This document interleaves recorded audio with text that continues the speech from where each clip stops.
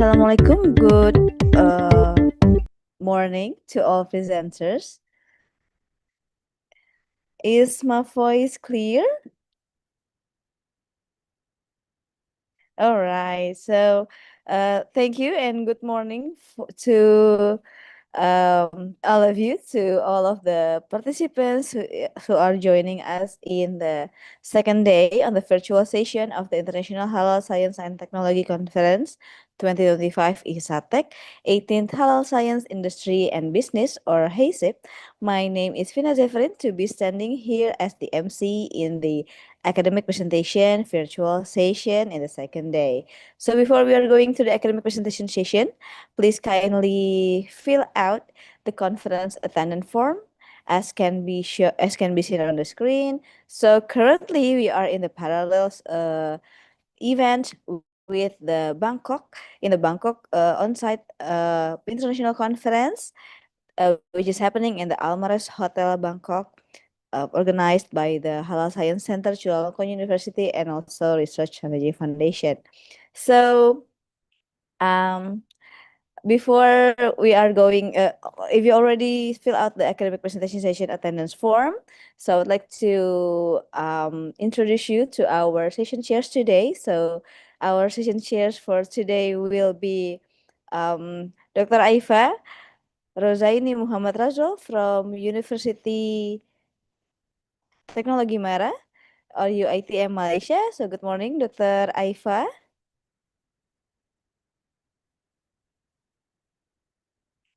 And we also have Mrs. Setiawati Triasuti Utami, PhD from Universitas Gajah Mada, Indonesia. Good morning also to Mrs. Setiawati Triasuti. So moving on to the academic oral presentation session, in this virtual session of IHSATEC 2025, will consist of 4 presenters from the track, we will have around 6 presenters from different tracks, from the business and also science, technology, and innovation, and also blockchain and business. So before the session chair sharing the session, allow me to read their profile first. Professor, next slide, please. Okay, so before Dr. Aifa and also Ms. Tuti chairing the session, allow me to read their profile first. So Dr. Aifa Rozaini Muhammad Razul from UITM Malaysia is a senior lecturer at the business school in the University Technology Mara UITM Kelantan branch. Her expertise and interest focus to the management, marketing, consumer research, and entrepreneurship with a strong research focus on the marketing and management related researchers. Prior to the current job, she was attached as a senior lecturer at the tourism school. Thus, this exposed her to some knowledge of tourism field that can be integrated with the business perspectives. Her work addresses behavior studies, including tourist behavior, service marketing, consumer behavior, and now she is putting some effort to know further on urban poverty issues. As a dedicated member of the Institute of Marketing Malaysia, IMM, she actively contributes to the academic discourse and serves as a blind peer reviewer for esteemed international journals, ensuring the integrity and quality of scholar publication. And then for Mrs. Setiawati Triastuti Utami is a lecturer at Faculty of Pharmacy of Universitas Gadjah Mada, Yogyakarta, Indonesia. At the Department of Pharmaceutical Chemistry of Universitas Gadjah Mada, she researches and implementing her knowledge on data science and molecular microbiology. She is also active as a member of Research Synergy Foundation, where she is enjoying learning and implementing her knowledge of scientific writing. She graduated from Tokyo Institute of Technology, Japan, with master and doctoral degree majoring in molecular biology. Prior to joining Universitas Gadjah Mada, Setiawati was working in metabiologenomics, including performing gut microbiota biota design and data science. Moreover, she is currently the managing editor of journal Health and Biomedical Science, JHBAs. Dr. Aifa, can you test your mic? Sorry, I think we haven't hear your voice. Maybe you can join the audio first on the bottom left. So Dr. Aifa. Hello, can you hear me now? Nah, we can hear you now. Okay, all right. Okay, glad to see you, Dr. Aifa. So, since we have a diverse track in this session, so maybe you and Dr. Aifa and also Miss Titi can take turn in evaluating depending on your expertise, because we have a different tracks from different presenters. Yeah, is that okay? All right. So I will. The committee will also send you through a private message for the evaluation form, so you can fill out the form for each presenters. So before you start, I would like to say thank you for Ms. Titi and also Dr. Aifa's support in this conference and for being with us today. So from now onwards, I will pass the session to be led by you. Now the time is yours to chair the session. Please welcome Mrs. Titi and also Dr. Aifa.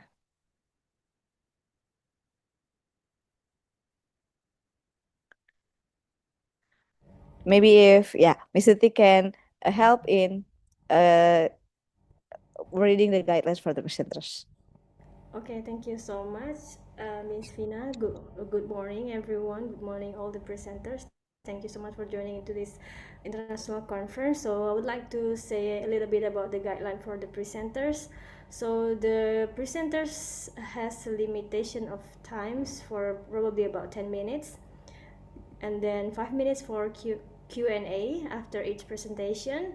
And then the second one, the Q&A will be facilitated by the session chair, which is me and Dr. Aifa, and the audience and other co-presenters can ask questions using the chat feature, which will be read by the moderator. And this session will be recording for the presenter can allow to be recorded for their session, and make sure that you are in a place free of noise to avoid disruption of the presentation. And last, help the presenter give the presentation that they deserve by not talking, eating, drinking, or engaging in activities that are uncalled for during the presentation.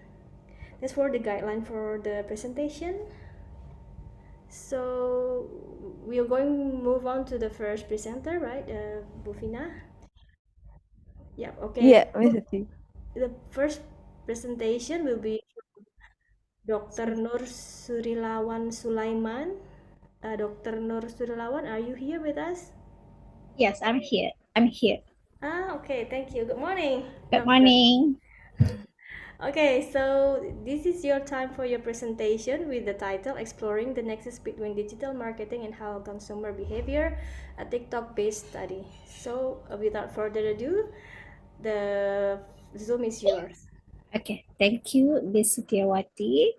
Okay, but then the slide, who will share the slide? You can share the slide if you want, or you would like the committee to help you to share the slide, I Doctor. would like the committee to share the All slide. right. All right. Okay, So the thank committee, you. please help in sharing the slide of Dr. Sri Okay, Ramana. thank you.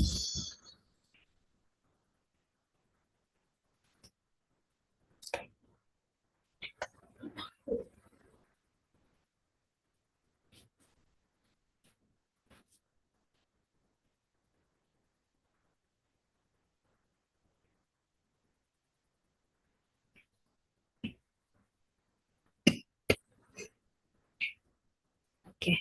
Bismillahirrahmanirrahim. Assalamualaikum warahmatullahi wabarakatuh. And a very good morning to our chairperson, Dr. Aida and Ms. Sitiawati, and then for all the fellows of presenters and the audience. Okay, today, before that, I would like to thank you also to the organizer for accepting my paper to be presented in this event. Okay, today I will presenting my study with my co-researcher Nur Khairi Hashim, a study entitled of the Exploring the Nexus Between the Marketing and the Halal Consumer Behavior, a TikTok-based study. Our study examined how TikTok as a rapidly growing digital platform influences the engagement, the trust, and the purchase intention among the halal consumer. Okay, next. Okay, as an introduction, that we know that TikTok has emerged as one of the most influential digital platform globally, and then by 2025, it making as a approximately 1.59 billion monthly active user, making it one of the fastest growing social platform. What is particularly relevant for the halal marketing is its demographic profile.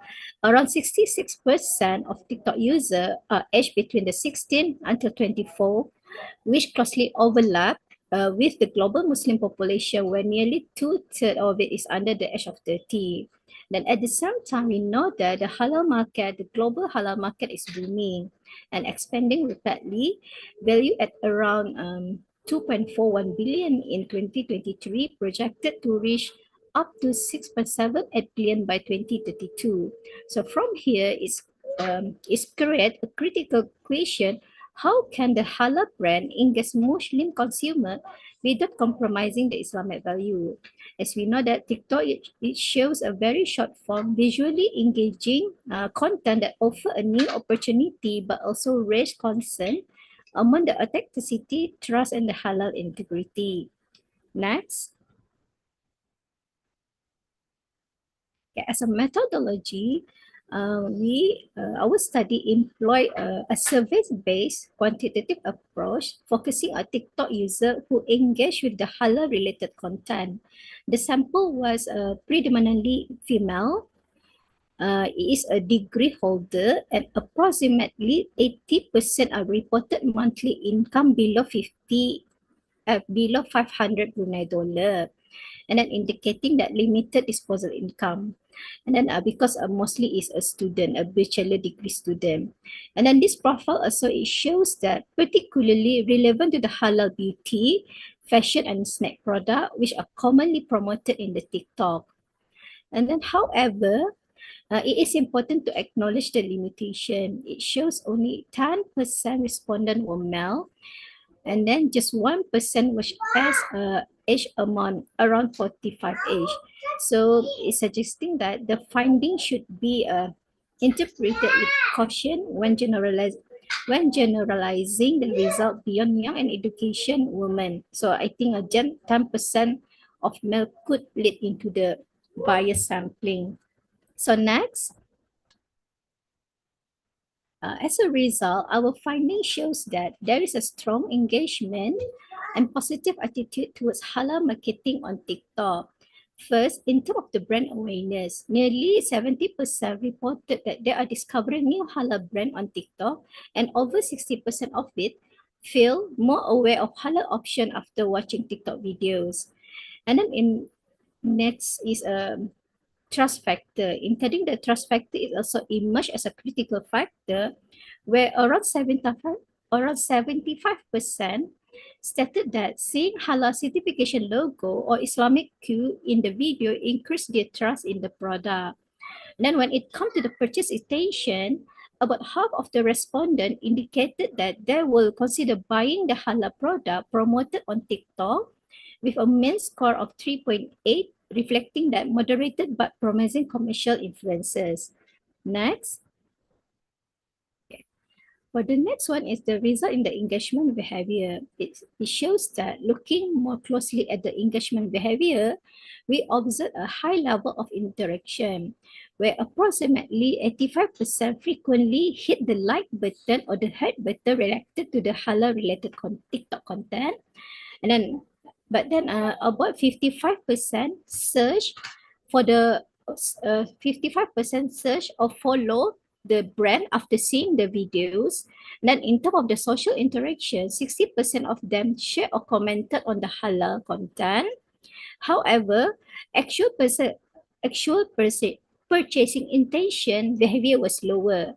Around only 30% had made a purchase or expressed strong purchase intention, indicating that TikTok is more effective as discovery and awareness tool rather than an immediate sales channel. Next. Okay, another result is the divergence of the perception of expertise. One of the most interesting findings that relate to the perception of influencer expertise are approximately of the respondent express neutral view regarding the influencer knowledge on halal matter. This suggests that uncertainty about creators' understanding of the halal certification, ingredient, and supply chain compliance. However, responses were polarized. Around 20% actively adopted the influencer ability to assess halal critical issues such as the animal derived ingredient or the cross-contamination. Conversely, 10% strongly trusted influencer who explicitly reference fatwa, halal auditor, or the certified authority. So it shows that what we describe as a credibility paradox, users really rely on the influencer for product discovery but remain cautious about the religious authority. Even there is one respondent that stated, I followed the halal skin influencer, but I always double check the certification on the official website. So the mostly of the respondent they do follow the TikTokers users, but they still doubt the integrity or the knowledge of the TikTok users. Okay, next. Next slide. So as a discussion overall that our findings is confirmed that the TikTok is an effective platform for engaging the Muslim consumer with the halal product. High engagement level, it shows that high engagement level and the positive attitude reinforce its promotional potential. The TikTok has a promotional potential, and then consistent with the Hamdani influencer also the influencer credibility plays a crucial role consumer because it will as crucial because the viewers the consumer perceive that the creator are genuine reported higher purchase intention. And then our result also echo the Arbita and the Salim, demonstrating that the TikTok content boosts perceived brand value and trust, which is turn direct attention to buy halal product. And then in terms of the cultural alignment, it shows that the content that clearly display the importance of the Islamic branding and reflect the Islamic value generate a stronger emotional and the behavioral responses. It shows that the TikTok is a very crucial platform to promote the halal product. So next. So as a conclusion, to conclude that TikTok can act as powerful catalyst for halal marketing when the influencer use it responsibly. And then practically for the marketers, they should partner with the trusted Muslim influencer because it clearly highlight the halal certification. And then maybe perhaps use the creative TikTok format such as the music, storytelling, and live session while maintaining the ethical boundaries. While the academically, the study contribute to the Islamic marketing literature by empirically demonstrating that the TikTok effectiveness within the halal consumer. Then perhaps for the future research should expand demographic diversity and explore the long-term transformation in halal digital marketing. Ultimately, it shows that the authenticity and the cultural sensitivity remain essential to sustaining the consumer confidence. Next. I think that's it from me. Thank you for your attention. Thank you so Thank you much, very much. Dr. Noor, for the wonderful presentation. So For the presentation. okay, Dr. Aifa, your turn. Okay, right. Thank you very much, Dr. Surilawana, for the good presentation. Any questions from the floor?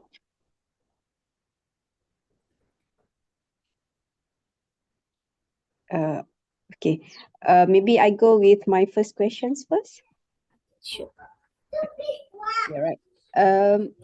How many hypotheses do you have in this study?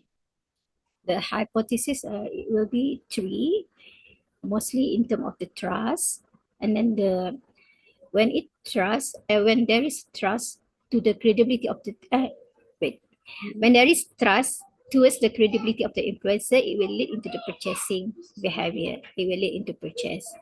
And then the second one is about the awareness of the product, and then the awareness of the product, and then top up with the influencer promotion, it also lead into the purchasing behavior. Yeah, basically it's Overall, the study offers 3 hypotheses. yeah two. Two. Yeah, the Oh. trust Trust lead to purchase behavior. yeah, trust towards the credibility of the influencer will lead to the purchase, and then the awareness plus the the promotion or the video from the TikTokers also will lead into the purchasing. Yeah. All right. So two in the, the study of has 2 direct relationship and 2 mediating relationship. Or Yes. okay, all right. So the finding says that all the tested relationship are significant. Not really, because even though there is most of the findings, they watch the TikTokers, but then they still adopted the influencer also. So it's only 30% only lead into the purchasing. Yeah. Only 30% of the responder will lead towards the purchase. But then the another 70% is no, because even though they watch the promotion, maybe the video of the TikTokers, they watch it, but then they look into the official website again. Yeah. They don't 100% trust. Yeah. Okay, all right, all right. Methodology, regarding the methodology section, which method did you use? I use a quantitative survey. Mostly the survey is targeted the youngster, and then mostly the target also mostly is age between 16 to 24. Then mostly is a bachelor student, and then only 1% is 45 years old. So and then total up actually is only 50 respondent. So yeah. So maybe perhaps in the future it will be prolong again the survey to reach to get many responder perhaps in the future to get a better result also. What about the data analysis? The data analysis I use SPSS. Correlation study, yeah. Yeah. All right, okay, all right. Any questions from the floor for the presenter?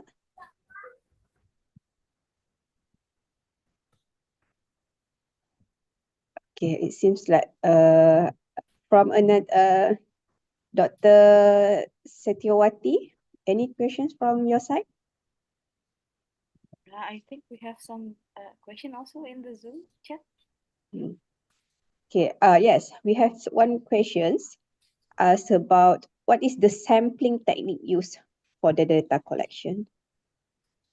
The sampling is we do the survey online. That's right. No, I think that the answer should be either probability or non-probability or class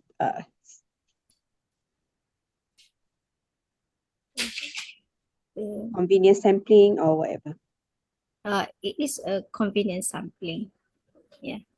Actually, I just share to my student and then ask them to spread again towards their friend or family members. And one more question from Mr. Moritz Sipayong. Are there any comparative study between platform, Facebook, Instagram, or X, that influence consumer behavior in terms of their belief or trust in halal material products? Currently, I just focus on TikTok. Maybe perhaps in the future study, I will do the comparison between the TikTok maybe and then between the Instagram also. Maybe in the future, perhaps in the future. But currently, I'm just focusing on the TikTok. No comparison have been done. Right. One last question from Mr. Muhammad Ibrahim. What are the proxies of consumer behavior utilized in this study? Again? What are the proxies of consumer behavior utilized in the study? What? Proxies. I mean, perhaps it's the respondent. I think what are the proxies?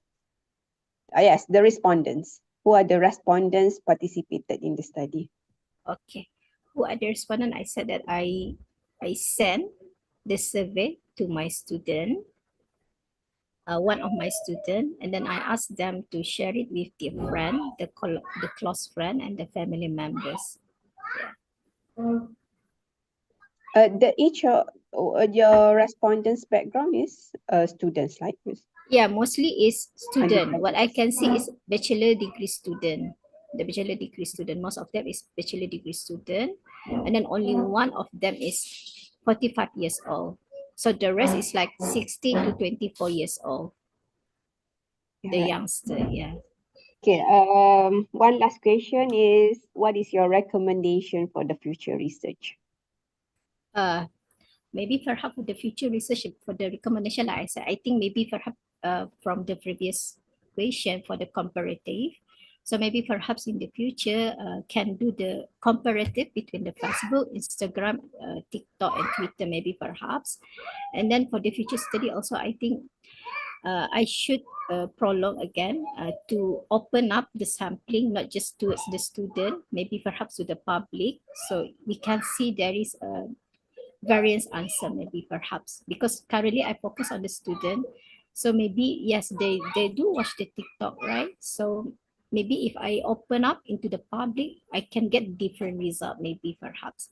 So yeah, that is the future research maybe. Okay, I think we are done with the Q&A session. Mr. Setiawati, Dr. Setiawati, I pass the session to you. And Dr. Noor, congratulations for your virtual presentation. So Thank now you. we move on to the next presentation.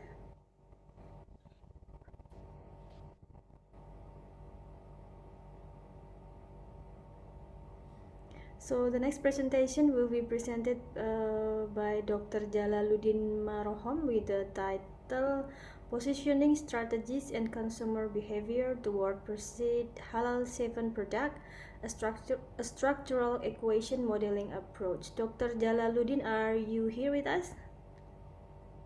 Hi, Doc. Yes, I am here. Oh, that's great. Am I audible? Oh, yeah, that's great. Oh, yeah. Thank you. Thank Good you. morning, Dr. Jalaluddin. Morning. Good morning to everyone.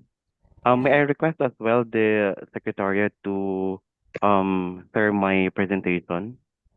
Yeah, that would be possible. So, for the team, would you prepare the slide for Dr. Jalaluddin? Bufina, are you ready to share the slide from Dr. Jalaluddin?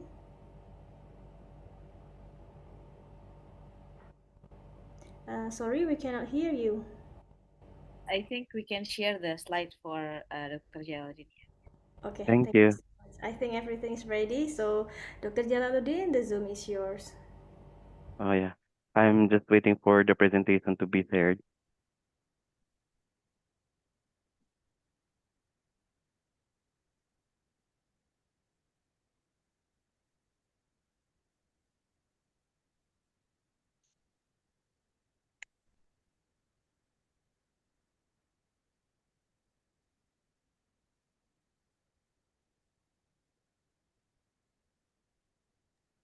I think my Yes, please. presentation is not yet presented or Yeah. shared.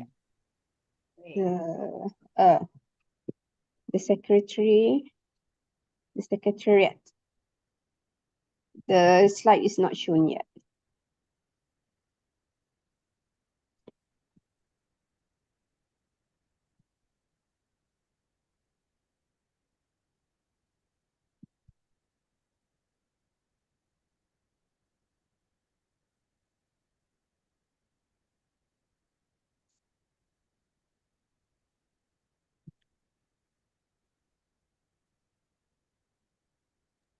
Yeah, already? Right now? Yeah, so that's my presentation. Can I request for to be for the next slide, please? Okay, that's great. Thank you, thank you. So if can I now start the presentation? Yeah, you can start. Okay, yeah. So Assalamualaikum warahmatullahi taala wabarakatuh. Good morning to the distinguished scholars, delegates, and industry experts. It is a great honor to present in this year's international conference on halal science and technology. I will present to you our research entitled Positioning Strategies and Consumer Behavior Toward Processed Halal Siphon Products, a structural equation modeling approach. So this research examines how processed halal siphon products are positioned in the market and how consumers respond in terms of acceptability, perception, and purchase intention. I am Jalaluddin B. Maruhom, the project lead of this paper, together with my co-researcher, Dr. Ivy Marca Bernida, and we are from the Philippines. Next slide, please. So halal products continue to gain strong global popularity driven by the growing Muslim population and increasing demand for non-Muslim consumers who associate halal with food safety and ethical standards. In the Philippines, the government has significantly strengthened its support for the halal industry, recognizing its potential for export growth and inclusive economic development. However, despite this support, halal certified food products remain limited, particularly in value added meat products. Now, tibon or goat meat is a nutrient rich, low fat, and healthy alternative to other red meat, yet it remains underutilized and often poorly marketed. This study addresses the gap by examining the marketing and consumer behavior aspects of value-added halal Siphon products. Next slide, please. Next slide, please. So this study employed a quantitative research design conducted in 4 provinces of Region 12, Philippines. A stratified random sampling technique was used with a total of 410 respondents, ensuring representation across different socioeconomic groups. Now, data were collected using a 3-part structured questionnaire measured through a 7-point Likert scale. Analytical tools included descriptive statistics, exploratory and confirmatory factor analysis, and structural equation modeling. As shown in the slide are the criteria used for model acceptability. It was assessed using standard indices such as SEA, chi-square, SRMR, norm chi-square, and CFI, ensuring methodological rigor. Next slide, please. Now, following slides present the findings of the study. This slide presents the socioeconomic profile of the respondents, which provides context for understanding consumer behavior. Majority of the respondents were male, non-Muslims, single, and students belong to the age group of 21 to 30 years old. They spent 11 to 15 years in school from a household of 1 to 5 members in an average monthly income or allowance amounting to 1,000 to 5,000 pesos. The diversity in age, income, education, and household composition strengthens the validity of the results and as it reflects a real-world consumer segment relevant to halal food market. Next slide, please. Now, figure 2 shows consumer preferences for halal chivon kagikit or flake and chivon crackling. Now, it can be observed that quality, taste, packaging, flavor, and color were preferred most by the respondents. And the actual product images are shown in this slide. Addition to the three original products are the Sivon Kagikit or Flakes and Sivon Crackling. Respondents expressed clear interest in both products and demonstrated willingness to pay. For the Sivon Kagikit, the the respondents are willing to pay 145 pesos or 2.47 US dollars. And for Tibon Crackling, they're willing to pay 45 pesos or 0.77 US dollars. Now, this indicates that consumers are willing to pay a reasonable premium for halal certified value added Tibon products. Next slide, please. So for the buying behavior for Tevon Kagikit, ingredients and product safety received the strongest agreement with very little variation among respondents, emphasizing the importance of halal integrity and food safety. For Tevon Crackling, a similar pattern was observed. However, greater variation suggests that perceptions differ more across consumer groups, possibly due to texture and processing expectations. Next slide, please. For consumer acceptability for Sivan Kagikit, consumers rated the products as appealing, pleasant in odor, moderately tender, juicy with moderate flavor, and generally liked moderately. The orange line indicates standard deviation, showing higher variation in flavor and overall acceptability, suggesting that areas for product improvement. Now, for Tivon cracklings, results are similar. However, juiciness shows low variation, while flavor and general acceptability show higher variation, highlighting the need for flavor optimization. Next slide, please. Now, for the figure 7, shows the respondents strongly agreed to buy the products even if they were unfamiliar with the brand, as long as the product is halal certified. And also, they also made mention that the power of halal certification in shaping consumer trust and purchase intention is really highlighted. Next slide, please. Now, for the positioning strategies using structural equation modeling, exploratory factor analysis was made first, and the analysis revealed that product quality and consumer acceptability are valid constructs. In the first analysis, three constructs were formed and other indicating variables for multilinearity. Second analysis was then made and provided two constructs to proceed with CFA, and the first construct produced highest value, which is the product quality. These constructs were retained for confirmatory factor analysis and SEM indicating strong measurement validity. Next slide, please. In order to determine the valid construct for SEM analysis, CFA was done and the initial CFA model performed reasonably well. However, model refinement was necessary and the double-headed arrows represented the modification indices. After re-specification, a better model fit was achieved, strengthening the reliability of the measurement model. Next slide, please. For the proposed structural model, a structural model is developed and it was found out that the first analysis requires improvement. And after re-specification, key fit indices indicated that the model is acceptable and well-fitting, allowing reliable interpretation of causal relationship. Next slide, please.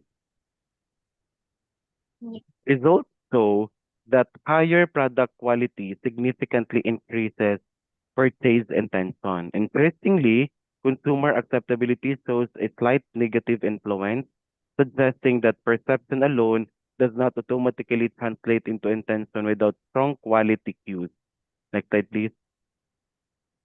On the other hand, for Siobhan crackling, product price and consumer acceptability emerge as valid constructs for CFA and SEM analysis. Same process was made and two categories produced. The first construct provided highest value to the product price. Next slide, please. While some indices met acceptable criteria in the initial model, like chi-square, SRMR, and norm chi-square, further refinement was necessary. Now, the findings revealed that the specified model demonstrated a strong overall fit, confirming measurement reliability. Next slide, please. In this structural model, after risk specification, it showed substantial improvement and excellent fit. This model serves as a reliable framework for understanding consumer behavior toward Siobhan crackling. Next slide, please. So for Siobhan crackling, price has a significant and positive impact on purchase intention, while consumer acceptability has a minimal and non-significant effect. So this emphasizes the importance of price-based positioning for this product. Next slide, please. So in conclusion, two additional halal Siobhan products were developed. Both products show moderate acceptance but strong purchase intention. The majority of the respondents are willing to buy. The validated SEM confirms a reliable analysis of consumer behavior, and purchase intention is driven by quality for the Siobhan Kagik kit and price for the Siobhan cracklings, emphasizing the need for clear product positioning. So the researchers then recommended, next slide please, to commercialize these Siobhan products that are more appealing and flavorful, ensuring quality, reasonable pricing, and strict integrity in product positioning, and conducting cross-regional and qualitative studies to better understand cultural, religious, and attitudinal factors affecting halal food consumption. So I think this is my last slide. Thank you very much for listening, and maraming salamat. Thank you so much, Dr. Jalaluddin. So we next to move on to the question and answer, Dr. Aifa. Okay. All right. Thank you very much, Dr. Jalaluddin, for a great presentations. All right. So for this study, you only investigate. I mean, you only use two product out of the range of Chevron product, right? There are two products, the Siobhan Kagikit or Flake and Siobhan Crackling. Crackling. But originally we have actually three products, the Siobhan Tapa, Siobhan Tocino, and corned Siobhan. So we added another two products to actually maximize the use of the goat or the goat meat as well. Right. So in your place, is only Chevron concerns about the halal matters, or there are any other consumer products that also concerns with the halal status? Actually, other products available in the market, similar to the products being offered by this project, such as the tapa or tocino made of chicken meat, and also beef. No, but then considering the Philippine market, there's still no halal product made of goat meat. Okay. Who are the respondents for these studies? The youngsters or the what range of consumers background? The respondents are actually represented by the household, and Household. in conducting the survey, um, all of the households actually represented by either the mother or the student. And it was found out that really these mothers and students are in need of this ready to cook and ready to eat product.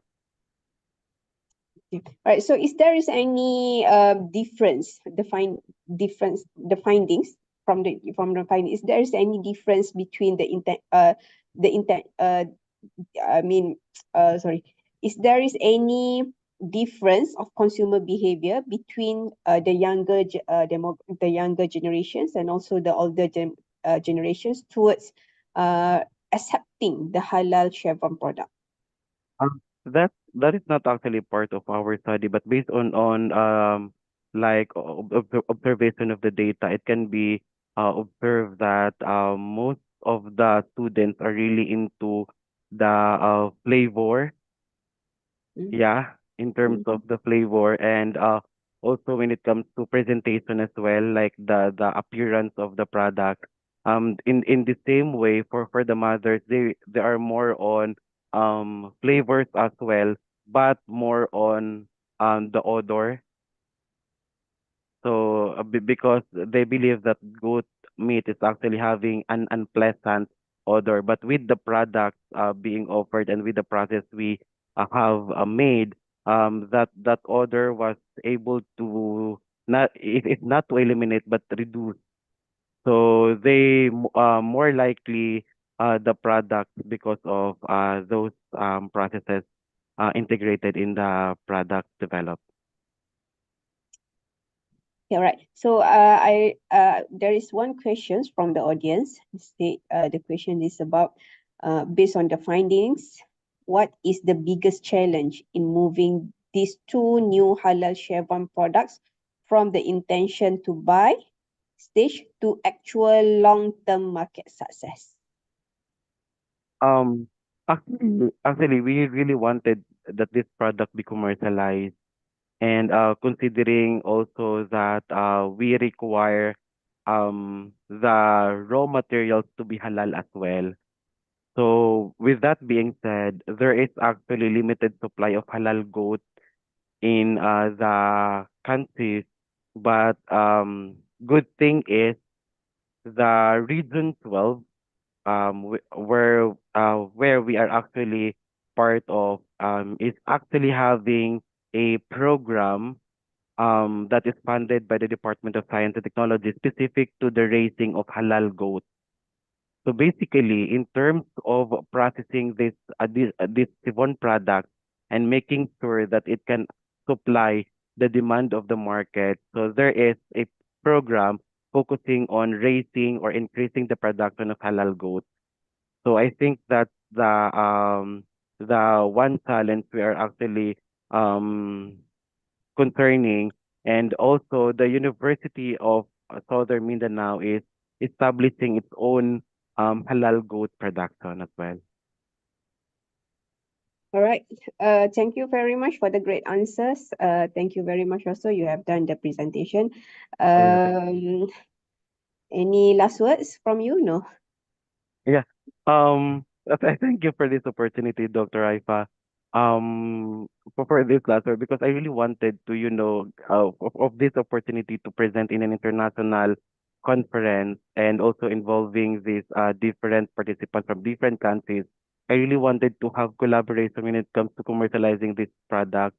Again, it was an effort by the team. It started in 2021. We developed the three original halal Sivon products, and we added another two Sivon products to really maximize the goat and of course the goat meat. And there is a potential to market this if this product can be added in the stores and be available to its potential market, such as the students, travelers who really wanted to make to have or to consume halal certified products and I hope I can have collaborations with this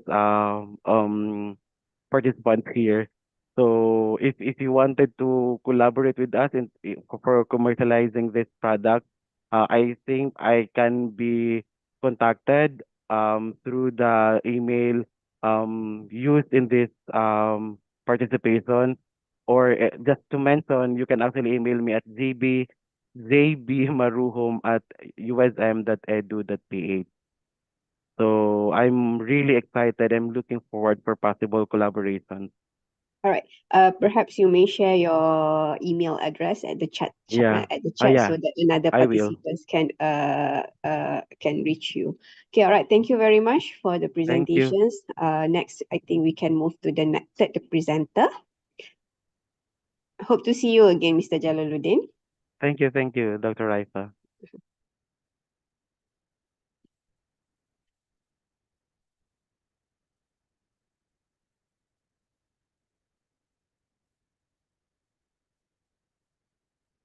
Secretariat, can we move to the third presenter?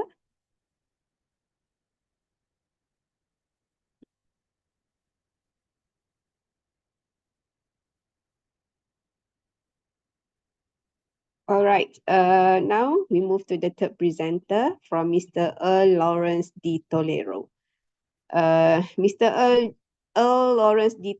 Tolero will will make a presentation titled Halal Guide, Halal Certification Portal with Establishment Finders. Mr. Lawrence, are you here?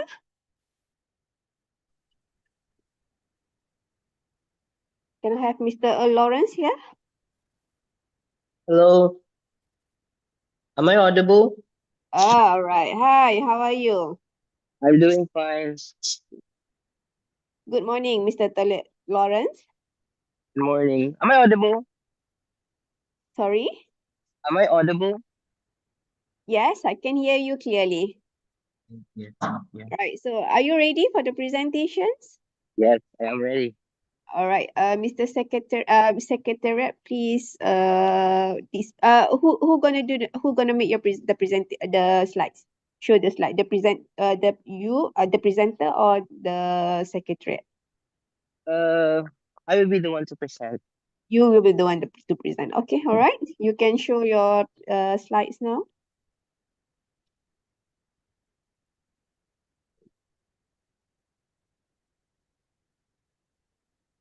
Make it in a full view. Wait,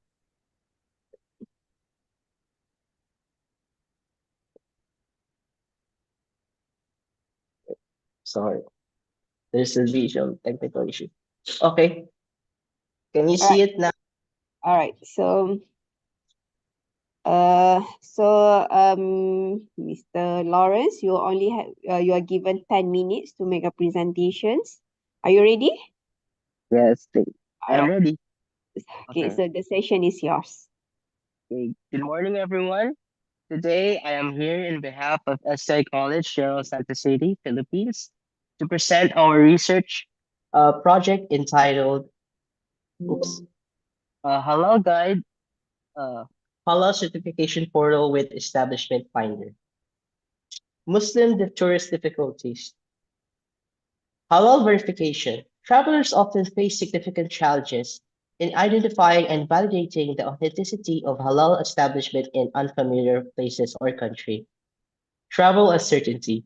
The absence of a central directory often leads to a profound hesitation and logistical difficulties for Muslim tourists who are planning their destination.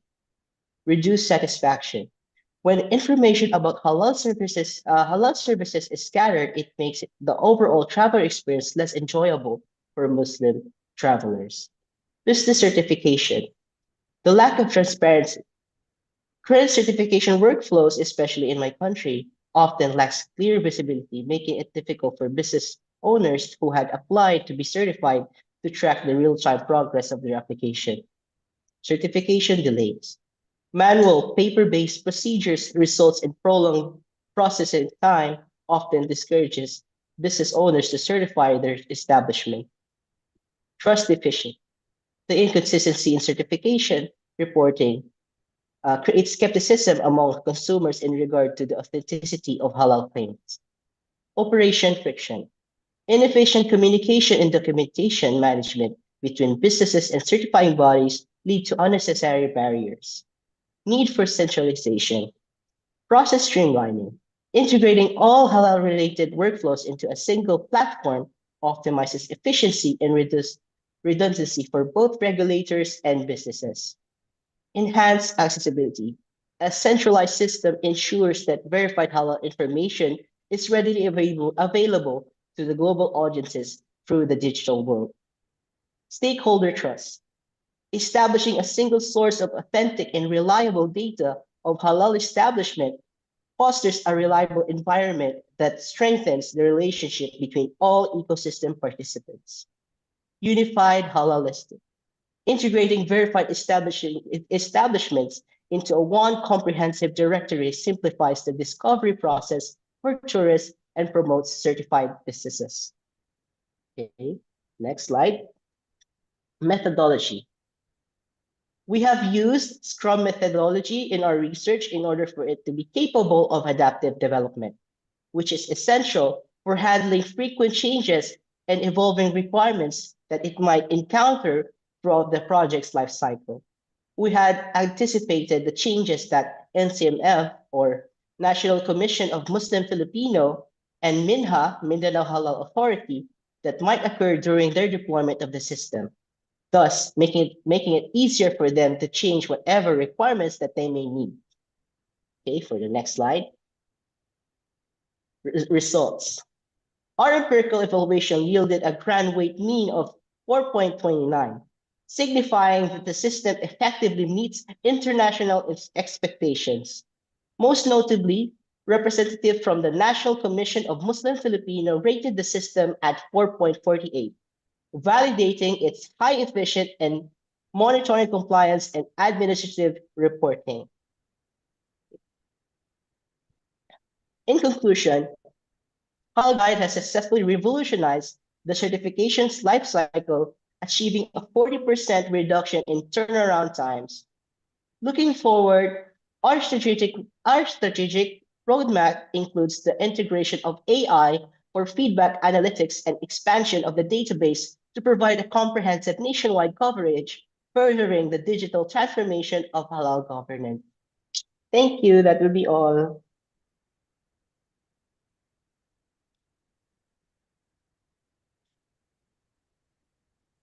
All right. Thank you very much for the presentation, Miss Setiawati, Dr. Setiawati. Are you here? Yeah, thank Okay, all you. right. Okay, for the next is a question and answer session for the audience. Do you have any questions for the Halal Guide presentations? So we're waiting for your questions. So actually I have some questions for the methodology that you are already explaining. So and then you got the some result with which is like some kind of numbers right there. So how do you get that numbers? I mean, can you go for the slide results overall level? Can we move to the slide 5? Okay, so you have several category here: tourist business owner, Mindanao Halal Authority, and NCMF representative. So how do you get those weight mean numbers? Wait.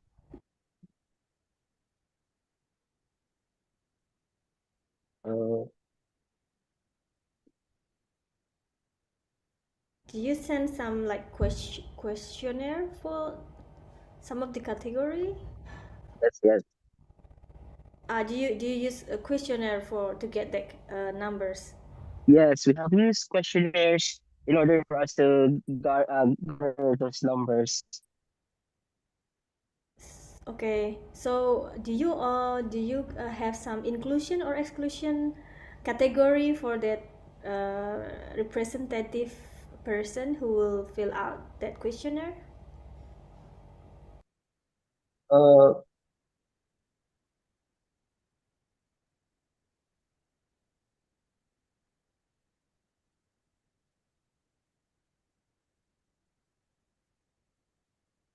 Um, we we don't have any exclusion for the representative uh, person that we have garnered the questionnaire.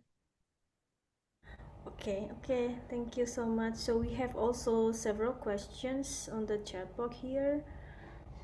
So wait, let me check again.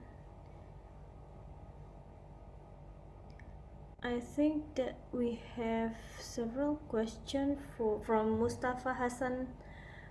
Since you achieve a 40% faster turnaround time, what are the primary challenges you foresee in expanding this database to provide comprehensive nationwide coverage for Muslim travelers? Hmm? Could you please repeat the question? Okay, since you achieve a 40% faster turnaround time, what are the primary challenges you foresee in expanding this database to provide comprehensive nationwide coverage for Muslim travelers? What are the primary challenges, by the way, you foresee? So,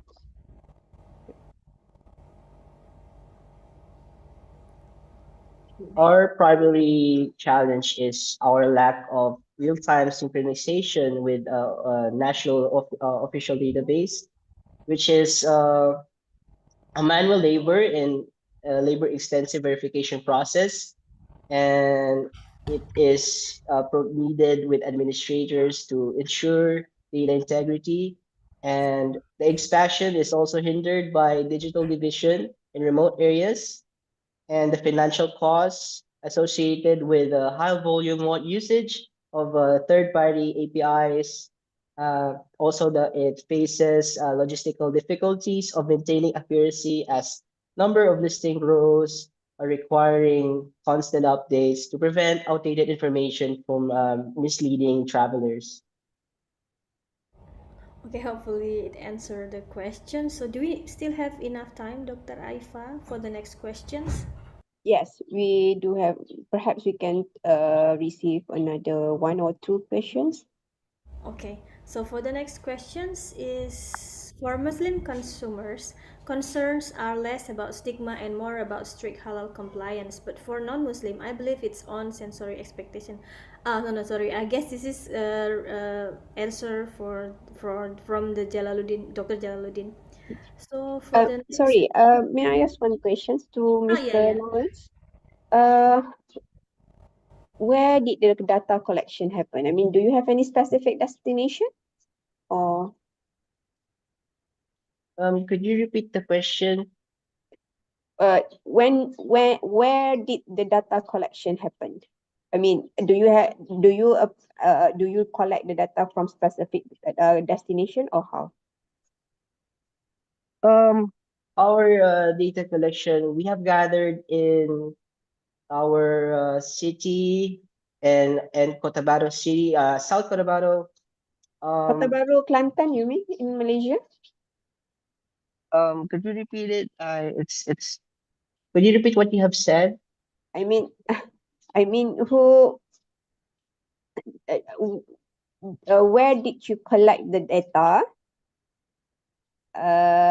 Do you have any specific locations about the Uh, s- halal guide?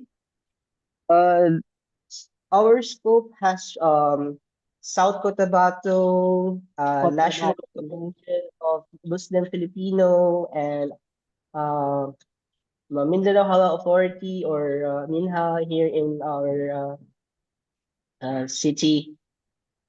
All right, okay, all right. Seksawati, I think we can have one last questions before we move Okay, to the so next presenter. there is one questions from I think there's two questions, but I choose one.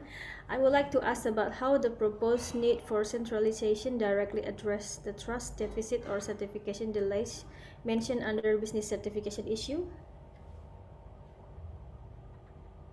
How the Uh, proposed need for centralization directly address the trust deficit or certification delays mentioned under business certification issue? It would allow consumers to identify whether the establishment is truly a certified or it is truly up to date with the certification that is made by the certifying bodies or the Mindanao Halal Authority, thus allowing the consumer to see if it is truly up to date or still verified as halal certified. Okay, hopefully it answered the question. So I guess we close the Q&A session, Dr. Aifa.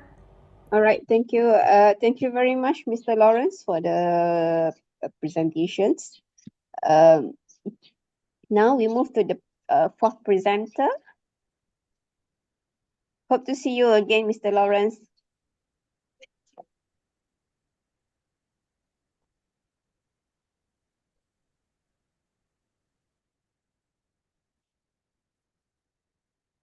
All right.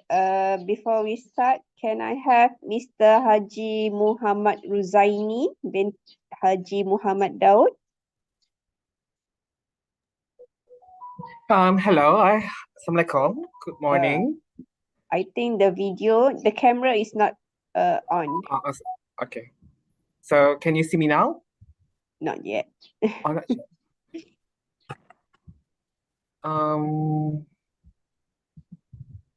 But you can hear me? Yes, I can hear you clearly. Okay, all right. So, okay. Are you Okay. ready? Is my Everything's slide okay at your side? yeah, I think my slide. Who's gonna control the presentations? The secretariat or Does the secretariat have the slide? The secretariat. Is it okay for the secretariat to control my slide? We wait for the secretariat first.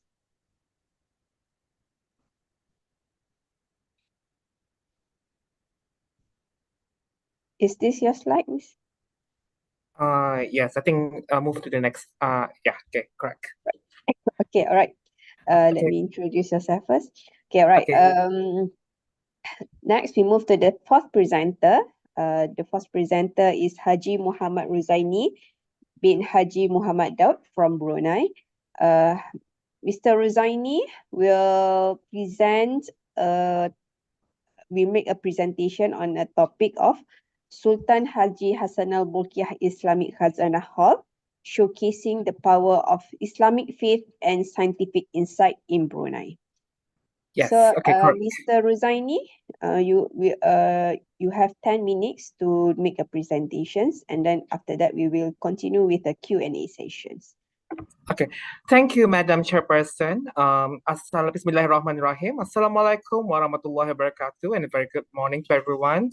Respected panelists and fellow participants, I am truly honored to be present my paper entitled Sultan Haji Hassanal Bolkiah Islamic Khazanah Hall, showcasing the power of Islamic faith and scientific insight in Brunei Darussalam.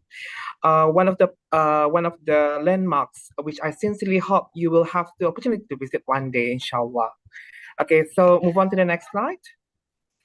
As for the introduction, I shall introduce in brief about Sultan Haji Hassanal Bolkiah Islamic Khazanah Hall, which is actually a prominent cultural gallery and educational institution in Brunei Darussalam.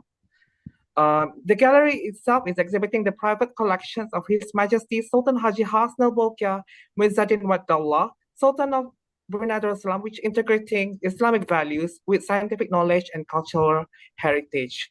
The concept of what being instilled and the theme of the exhibition are guided by the national philosophy itself, which is the Malay Islamic monarchy, or in Malay we call it Melayu Islam Beraja.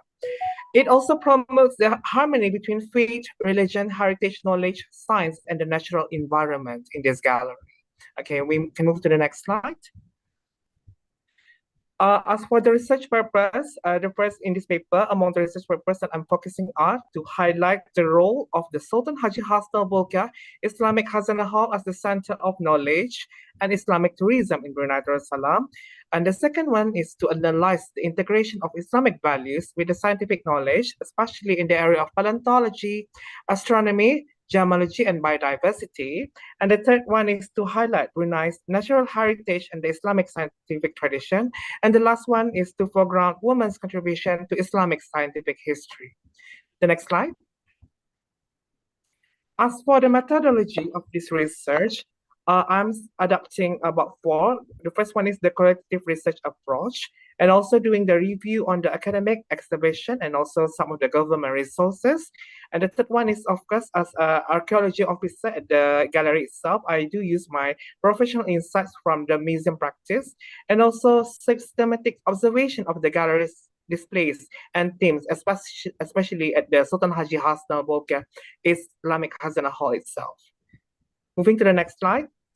So in this research, I'm looking about for the relationship of science and faith through four factors. The first one is the paleontology, second is the gemology, astronomy, and the last one is the Muslim woman aspiration. Next slide. So as for the first one, the greatness science of creation and paleontology, we have a non-gallery altogether, and one of the gallery, which is the Gallery 7, is showcasing the fossil collection, which is including the Brunei fossils. So what we try to be focused in this gallery is that from the Islamic perspective, is to reflect the Allah's greatness creations and the order of creation, especially through its age of the fossils that reach to million years and its various formation. And of course, this is focusing on the area of paleontology. Okay. In the picture, there's a megalodon shark teeth, which is one of the extinct shark. And surprisingly, the fossils of the teeth also being found in the Ambok Hills in Brunei, Darussalam. Yeah. Next slide. So in the scientifically, fossils also do giving understanding about the Earth history for biogeological period. For example, of Miocene, which is come from the era of 18 to 23 million years ago. That is most commonly fossils which being found in Brunei Darussalam. It also told about the past environments, such as, for example, it could be told about the geographically, for example, like it could be marine or the forest area can be determined. For example, the Nautilus megalodon or the gigantic extinct shark teeth, which was being shown before, it was found at Ambok Hills, which historically state that the area might be submerged deep underwater before it floats into an island such as today, because Brunei located is in Borneo, which is one of the third largest island in the world. And also, as for the third one, it can be shown looking for the biological structure and function of the anatomy and growth patterns, which especially can be seen from the trace fossils, so that we can see how the marine species swim back then, so can be tracked from the trace fossils itself. And the most important thing is the taxonomy and biodiversity can be engrown. For example, one in the picture itself is the Symbiola ambogensis, which first ever found in the world in 2018 at the Ambok Hills Sultan districts. So with the name of the species itself, Symbiola ambogensis, the word ambogensis is come from where is the locality being found at the Ambok Hills. Next slide. The second part of this research is the gemstones and lapidary creativity. From the scientific perspective, we can look at the gemstones can be seen through mineral formation process. For example, amethyst, ruby, and emerald formed through geological process, which while nacre in the picture forms through biomineralization. Another one is the chemical composition, which is a distinct composition such as silica, aluminum oxide, beryllium aluminum, silicate, and also calcium carbonate. And the last one is the physical properties can be seen from the gemstones, such as differences in the hardness, crystal structure, and also optical effects of the demonstrate material diversity. Next slide. So from the natural resources, as the previous being shown, which is the real gemstones, then this is the product. Creatively, gemstone and nacre can be product. So if you look at the picture, this is one of mushaf, which is made from nacre. And if you look at the middle of it, there's a picture of a dome of Raqqa, because this mushaf is originally come from Palestine and it's been presented to His Majesty as a gift. And if you look at the picture also, there's a Maktur sword, which is decorated by rubies and turquoise, which is also the precious gemstone. This Al-Maktur sword is actually a sword owned by Prophet Muhammad Sallallahu Alaihi Wasallam. And one of the walking stick is designed with the amethyst stones, which is His Majesty walking stick. So as we can say that Gemstone and nacre can be craftsmanship using intellect and skills to transform natural materials into valuable objects, and aesthetics value colors from these atomic interactions and crystal field transition, producing such a visual beauty, as you can see in the artifacts collection. And uses in Hasli Islamic heritage can be seen because you can see that gemstones can be adorned into swords and walking sticks, and as well as the mushaf as being shown in the picture. So moving on to the next slide. This is the last part. This is the third part, is astronomy and invention. So from the scientific perspective, astronomy is a systematic study which involves observation and calculation. It also involves a technological innovation, which shows the improvements in instrument design and functions. And we can see evolution of devices from manual and basic to modern and automatic. For example, astrolabe back then, which is not quite different from compass nowadays, but the function is quite same, which might be explained in the next slide. Next slide. So, before. From the Islamic perspective, the astronomy itself reflecting on divine creation, more grateful and appreciative. We can be much more grateful and appreciate towards what's been created by Allah subhanahu wa ta'ala. We can also the moon sighting, also to see much more the beautiful creation of space. And also, of course, is a practical devotion. It is very important to determine the right location for Qibla and prayer times to serve religious obligations. So in the past, we might be using astrolabe. Nowadays, we are being equipped with compass and much more modern devices. And also, it also helped to harmonize the knowledge and faith. For example, to exemplify the integration between knowledge and also ibadah, the worship. And then move on to the next slide.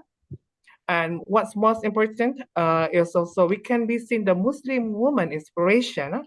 For example, one of the contributor is Mariam Al-Ijriya Al-Astrolabi. She is one of the pioneer innovators in the astrolabe who designed and crafting a sophisticated astrolabe. And she's originally come from Aleppo, which is nowadays been known as Syria. So from there, she earned recognition and legacy, where she integrated knowledge and skill, especially in creativity, scientific and technical. And I hope that we also hope that her contribution can be a great inspiration to future generations, especially among the women innovators in the future. So as for the next one, as for the findings and conclusions, I can say that the Sultan Haji Hasna Bolkiah Islamic Hazina Hall has been shown that we have a relationship of science and faith through the creation of living organisms and natural resources, serve as a manifestation of the greatness of Allah Ta'ala, especially from the paleontology area. And I also can see human is developed with creativity and artistic skills, which contribute to innovating natural resources, such as gemstones and nacre, and transforming them into valuable heritage collections, as being shown before in the slide.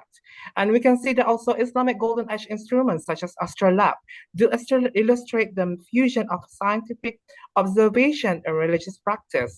And Alhamdulillah, Muslim women throughout history have created useful instruments and help to inspire modern women nowadays. And I think that's the conclude my slide. And for the last word, thank you for the opportunity to present. And on behalf of Sultan Haji Hasna Bolkiah Islamic Hazana Hall, we always open its doors for everyone to visit and learn more about the artifacts I've exhibited in our collection. Thank you.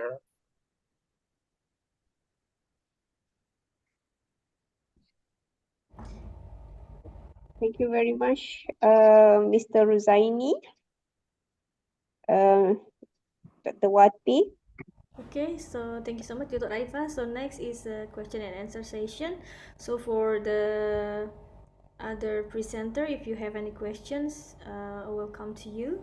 You can write it on the chat box. So from me, so I guess I have questions related to the last last slide that you mentioned about the woman that already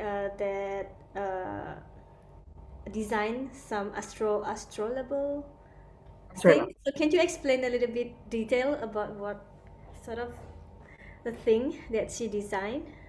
Okay, astrolabe is in the past, especially in the year of 10th century, before the arrival of compass. If we know that Ibn Battuta, he's one of the famous and noble traveler, Muslim traveler, and also Al-Khwarizmi, he's also a very famous in mathematical scholars in Islam. So back then, men are dominating the industry, but Mariam Al-Ijlah, and also her initial name is Al-Astrolabi. She learned from her father, so she got a skill to develop astrolabes. Astrolabes is something like a compass in order to use to locate the Qibla, which is the location of prayer, and also to indicate the prayer times back then, before the arrival of compass. Thank you, that's clear. So we have questions from Jero. So beyond description, do you have any methodological approach, such as visitor survey, interviews, or discourse analysis of promotional materials to analyze the effectiveness or reception of this integration by the public?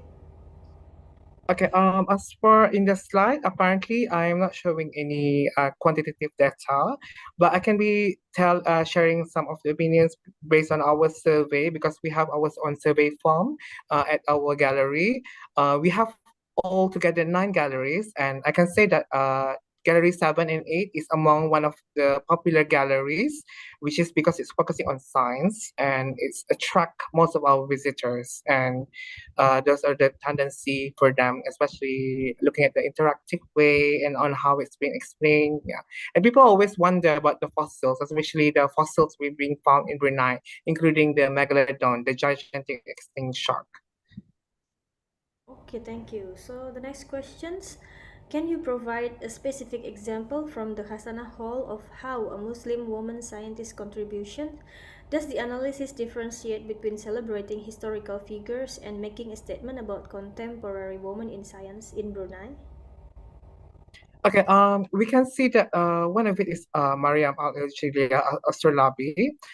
There's also I think the founder of University Al Qarawiyyin University being founded by Fatima, and also can be one of the inspiration for women nowadays to look at women should not be always relying on something not basic works, or they can always be contribute further, especially in the STEM or engineer uh, in the near future. So yeah, when they're visiting the gallery, I think maybe it could spark the inspiration, especially from the younger age. We have the student visits too, so this is could be like basic inspire them from the early age. Yeah, I can say that's the functions. Okay, thank you. Dr. Aifa, can we still have one more questions Yes, or yes, we two can. probably? Okay. Okay, the next question will be, why are we as Muslim always in conflict among ourselves? Many Islamic countries are experiencing disputes and wars. Why is all of this happening? Why can't we stand united upon one word, the word of truth? So is this related to I don't know, is it related to the presentation? So maybe we can move to another question. I'm sorry. So the location presented is also interesting for scientific and educational purposes. What are the future plans for utilizing this place for development, especially among the younger generations? Okay, basically, Sultan Haji Hasnal Bolkiah Islamic Hasnal Hall are always invited, not just for the purpose of visitors to look at our gallery. We always are looking for collaborations for internationals, maybe for those who interested to have a conferences or even any exhibitions in our specific galleries, especially related with Islamic perspective. So we always be open heart and open doors for those to come and to visit our gallery itself in Brunei Darussalam. Okay, thank you so much. Can we have one more question, Dr. Aifa? Yes, one last question. Okay, one last question is for me. Is there any exhibition or some kind of workshop for younger generation, maybe for kids, in that kind of a hall to educate the Okay, kids? Mhm. okay, talking about this this year, among the conferences that we have, is one of it is International Conference of Islamic Manuscripts, has been held in our gallery, and I think before we also have knowledge convention also being held back in 2019 when the building is officiated by His Majesty himself. And also we are continuously doing lots of workshops, for example, like Hebrew calligraphy and also fossils introductions, and also what else? We also have the replica of Prophet Muhammad's house, and also related with Prophet Muhammad currently being take place in our special gallery exhibition. Okay, thank you so much for the wonderful presentation. So I guess that's all for the question and answer session, Dr. Aifa. Yes, all right. Thank you very much for the presentation, for the nice presentation, Mr. Ruzaini. Thank Next you. we move to the second last presenter, that is Miss Indriyanti Widyaratna. Okay, all right. So Miss Indriyanti Widyaratna will make a presentation on FTIR spectroscopy analysis of organosulfur compounds from garlic extract. Okay, all right, Mr. Indriyanti, are you ready? Okay, Sorry, Miss Indriyanti. yeah, Are you ready? All right, yeah, inshallah. who gonna controls your presentations? Can I present my own presentation? So okay, so the presenter gonna control the presentations. Okay, all Okay. right. Can So you hear my please, voice clearly? yes, I can hear your voice clearly. Okay, thank you, Mr. Driver. Your slide is not shown yet.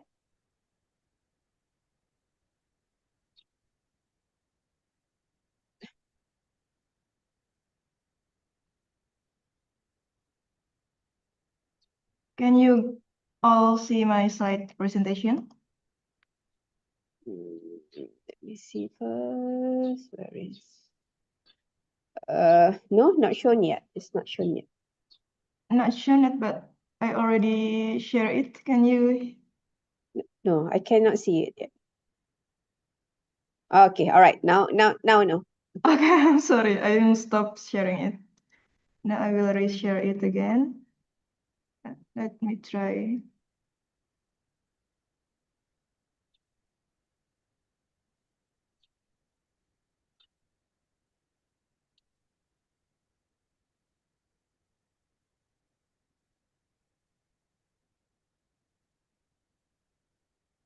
Okay, make it on full screen.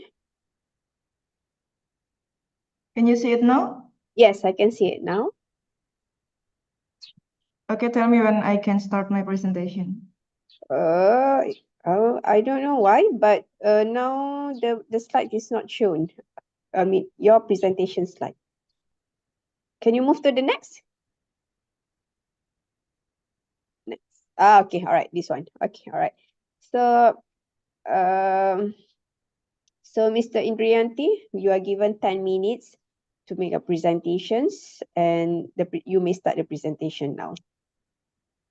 Okay, excuse me, is it 7 minutes or 10 minutes, including 10 the minutes. question and answer session? 10 minutes for 8 minutes for a presentation, 2 minutes for Q&A. Okay, thank you for the time, Mr. Deva. Okay, let me start my presentation. Bismillahirrahmanirrahim. Assalamualaikum warahmatullahi wabarakatuh. Alhamdulillahirrabbilalamin. Wa bihi nasta'in ala umuri dunya waddin. Assalatu wassalamu ala sayyidil mursalin wa ala alihi wa sahbihi ajma'in. Rabbi shrah li sadri wa yassir li amri wa hlul 'uqdatam min lisani yafqahu qawli. Okay, thank you for the occasion, for the committee. Let me present my research under the title FTIR Spectroscopy Analysis of Organosulfur Compounds from Garlic Extract, Allium sativumlin, and its cytotoxic activities against T470 cell lines for breast cancer. This research was conducting by myself, and also we have another researcher, which is Miss Erindia and also Mr. Penny from the University of Muhammadiyah Surakarta, and also Mrs. Mona El Asser from University of Tonto at Egypt. Okay, before I presenting my research, I have some hadith here. An Jabir ibni Abdullah radhiyallahu anhuma anna Nabiyya sallallahu alaihi wasallam qol man akala thuman aw basalan falyatazilna aw qala falyatazil masjidana wal yaqut fi baitihi. This is hadith from Sahih Bukhari, the number 855.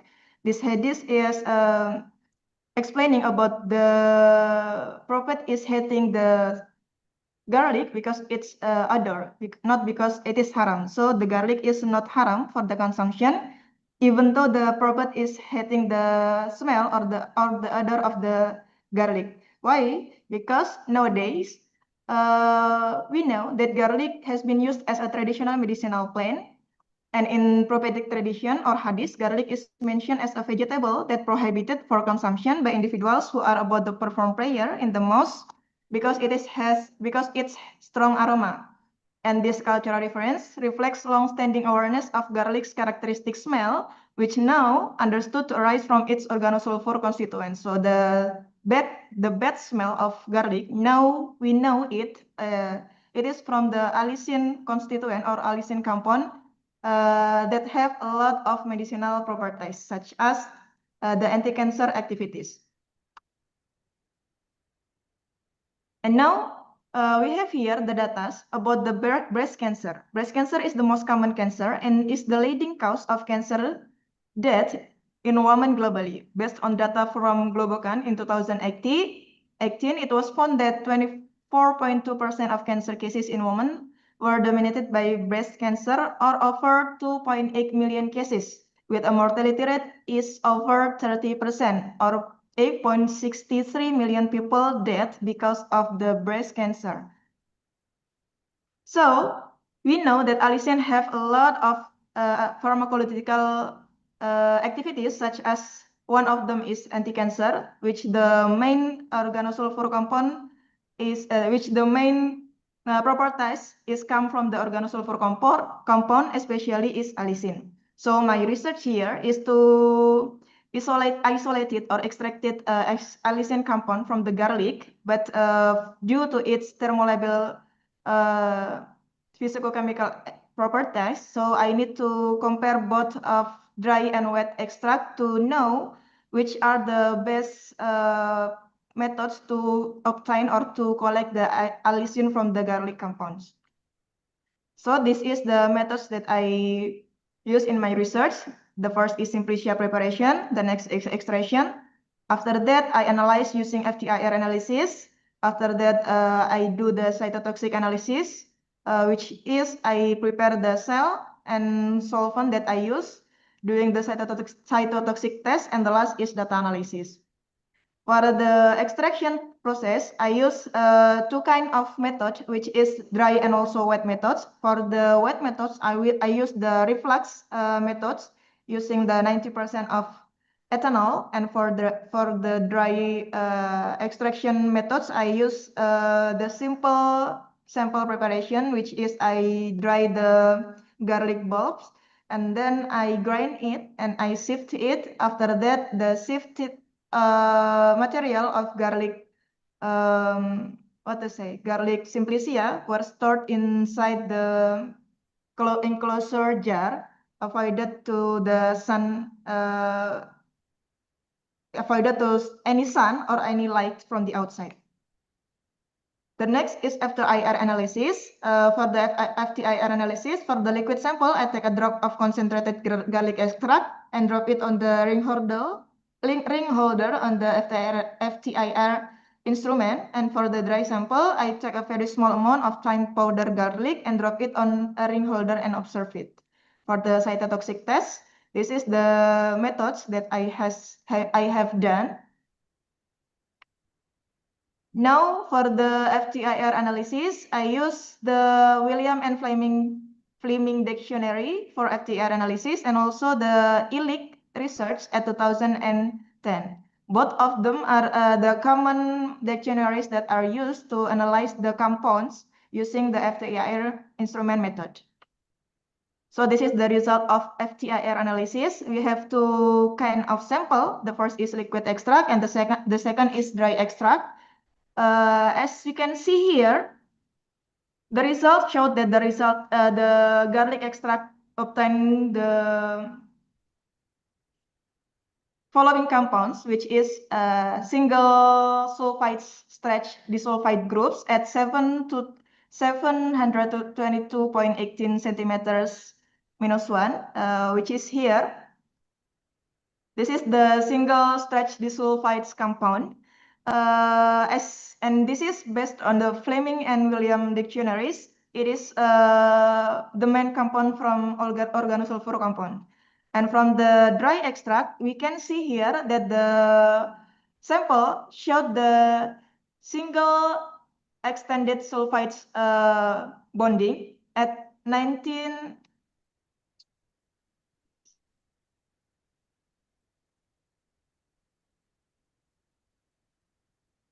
at 997 here, based on Fleming and also William dictionary, it shows the extended sulfides compound, and both extract were showed the contains a double bond or of carbon compounds, which is alkanes, and also single sulfonamide aldehyde group, and also the presence of hydrogen bonds. And this result then compared on the William and Fleming dictionary of FTIR as the main reference of reading of the compounds. And both results showed that there are organosulfur compound inside the liquid extract and also the dry extract. Next, I was doing the cytotoxic test, which are the result showing the dead cell and also the live cell using the DMSO solvent is 1% because 1% of DMSO is considered as non-toxic. So for the living cells, it has a transparent cell nucleus, and for the dead cells, the nucleus is black. Yeah, based on Purwaning C, why do I use the 1% DMSO? Because under the 3% DMSO is not affecting the cancer cells. So the death of the cancer cell is not affected by the solvent that I was used. It is affected by the extract that I was added into the sample. So you can see here there are a transparent color for the cell. It is showing that the cell is lived. And for the another picture, it is shown that the cell is dead because there is no transparency. It means the nucleus cell is broken. So this is the result of the cytotoxic activities for dry sample. We can see here we have the IC50 value is 297. Whereas the cytotoxic test for the liquid sample, it showed that the IC50 value is 94. There are, based on the National Cancer Organization or NIH from the USA, the IC50 if it showed the under the 100 if the IC50 value is under the 100, it showed that the sample was considered as toxic. So this is the conclusion of my research. The results showed that the both extract, liquid and also dry extract, contain the stretch disulfide groups, and also having the carbon and sulfide extended sulfides, and also contain the alkanes and also sulfonamide aldehyde group and the presence of hydrogen bonds. Thus indicate that in the analysis sample there are functional group of compounds that form derivatives of organosulfur compounds. And the sample were tested for cytotoxic activity against T470 cells using anti-TSI method, which showed that liquid sample was more effective against T470 cells with the IC50 value is 94.384 micrograms per milliliter, whereas the dry sample is less effective with the IC50 value is 297. The recommendation of this research is that this research lies in its direct comparison of wet versus dry extraction method and their influence on the presence of organosulfur compounds. And this research has a limitation on the using of FTIR spectroscopy that only identifies functional groups. So it is recommended to confirm the molecular structures or quantify the specific compounds using more accurate techniques such as HPLC, LCMS, or GCMS to provide more comprehensive chemical profiling. So I think that's all the presentation from me. Jazakumullah khairan katsiran. Assalamualaikum warahmatullahi wabarakatuh.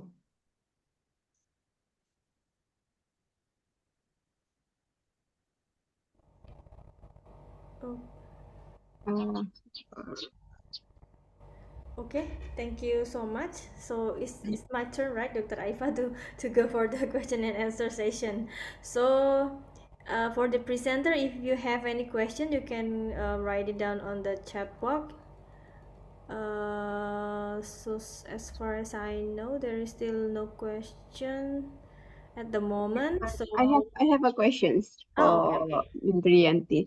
So in this study, you extract the components from the garlic and you test either the extract have a reaction with cell cancer or not, right?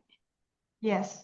Uh, do you have any specific cancer cell cancer yang you test either breast cancer ke either Yeah, uh, I tested it into the specific cell line, which is T47D for the breast cancer cell line. There are so many cell lines inside the breast cancer that can cause the breast cancer, such as MCF7 or HeLa cells. But I use T47D cell lines because it is known for its most active, it most active pembelahan, I would say, it most active, dissection? in section for the breast cancer. All right. Okay, I maybe I do not have. I have a question. So you use two different extraction method, right? The dry one and the wet one. Yes. Right. And for the FTIR result also showing like slightly different result from the dry and from the wet extraction, right? Yeah, it is And correct. then, so for the efficiency of the numbers of compounds that you get, supposed to be the wet extraction is better than dry extraction. Is that correct? Yes, it is correct. And then, Okay. yeah. Because I just try to analyze the allicin compound inside the organosulfur compound. As we know from the raw material, organic material, there are a lot of compounds inside it, not only the organosulfur compound, because there are some waters too, maybe another compound such as flavonoid and so many others. So the wet extraction method is more optimal to obtain the organosulfur compound, including allicin inside it. Okay, so my next question will be, so your recommendation is about to use HRMS or GCMS-MS analysis, right? Yes. What about the compound? If you use GCMS-MS or HRMS analysis, would you use the raw material or the one that already extracted to be have like a specific extract, or just raw material you were going to test to the cell line? Okay, thank you for the great question. Actually, this research already going into the next step, but I just presented the first step for the HPLC or GC analysis. I would prefer to use the liquid extract because the liquid extracts already showed that that it has the stretch disulfide groups, which is the basic initial of the organosulfur compounds. And it is more specific for the organosulfur compound because there are no any other raw materials. So when using the HPLC and also GC, I will prefer to recommend to use the liquid extract using the wet extract methods. Okay, so we have several questions from the chat box. So the first one is, among all the extract, which one is responsible for the fragrance aroma of the garlic? And does that fragrance aroma gas any effect on the cancer cell? Okay, good question. Among the extract, excuse me, the first question is, Among all the extract, which one is responsible for the fragrance aroma of the garlic? And Okay. does that fragrance aroma gas any effect on the cancer cell? Okay. Actually, the aroma of the garlic showed both in liquid extract and also dry extract because it is the organosulfur compounds, that I mentioned before. Organosulfur compound is the compounds that are including the allicin, the allyl diallyl sulfide, and many others compound that contain the sulfide group. So both liquid extract and also dry extract are promoting the outdoor because they are containing the sulfide group. Yeah, which as it can be as the single bond of the sulfide group or the single bond of the carbon and also sulfide group. The important thing is that if we have the S here, it is the sulfide group that are promoting the odor in the sample. So the next question is about the odor have the effect on the cancer cells. I cannot explain it is affecting. I cannot explain is the bad odor affecting the cell cancer, but the bad odor is containing the sulfide group, which are showed here that sulfide group is effective to kill the cancer cell, but it is not only from the odor, but directly through the compounds inside the sample that has the odor. So if you ask if the odor can affect the cell lines directly, it is not relative. It is not significant because the odor is come from the compound. So the one that can affecting the cells or the breast cancer cell is the component that produce the odor. Okay. Can this answer the question? Yeah, I guess, but for your explanation, so you are using the raw material extract, right? Not the sulfo double S bond, the one that you are tested to the cancer cell, right?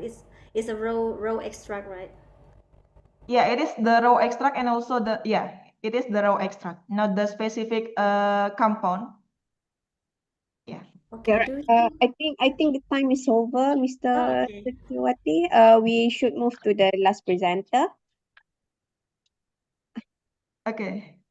Thank you for the time. I hope Thank you you can very give much, the Indriyanti, information. for a great presentations. I hope your research will perform as expected. I do not have much question because I'm not from a biology background. Okay, right. Our last presenter, I would like to call upon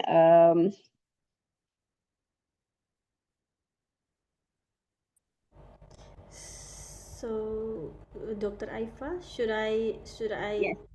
I think the say floor is yours, Mr. Setiawati. Okay, for the next presentation, we have Associate Professor Muhammad Suhaib with the title Metabolite Profiling Using Spectroscopy for, sorry, I cannot see the slide to read the title. Okay. I think the title is Metabolite Profiling Using Spectroscopy for Identification of Omic Markers Correlated with Different Meat Quality. Is that correct?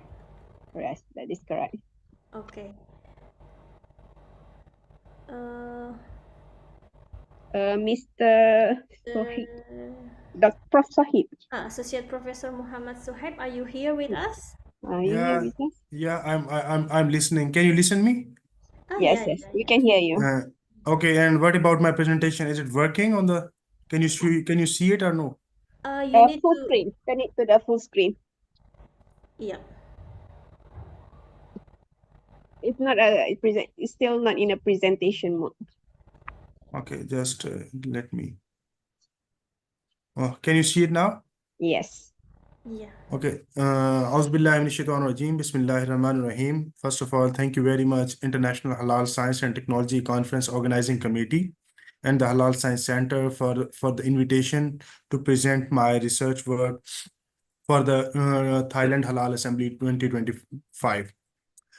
And the topic of my presentation is metabolite profiling using spectroscopy for the identifications of omics marker correlated with different meats quality.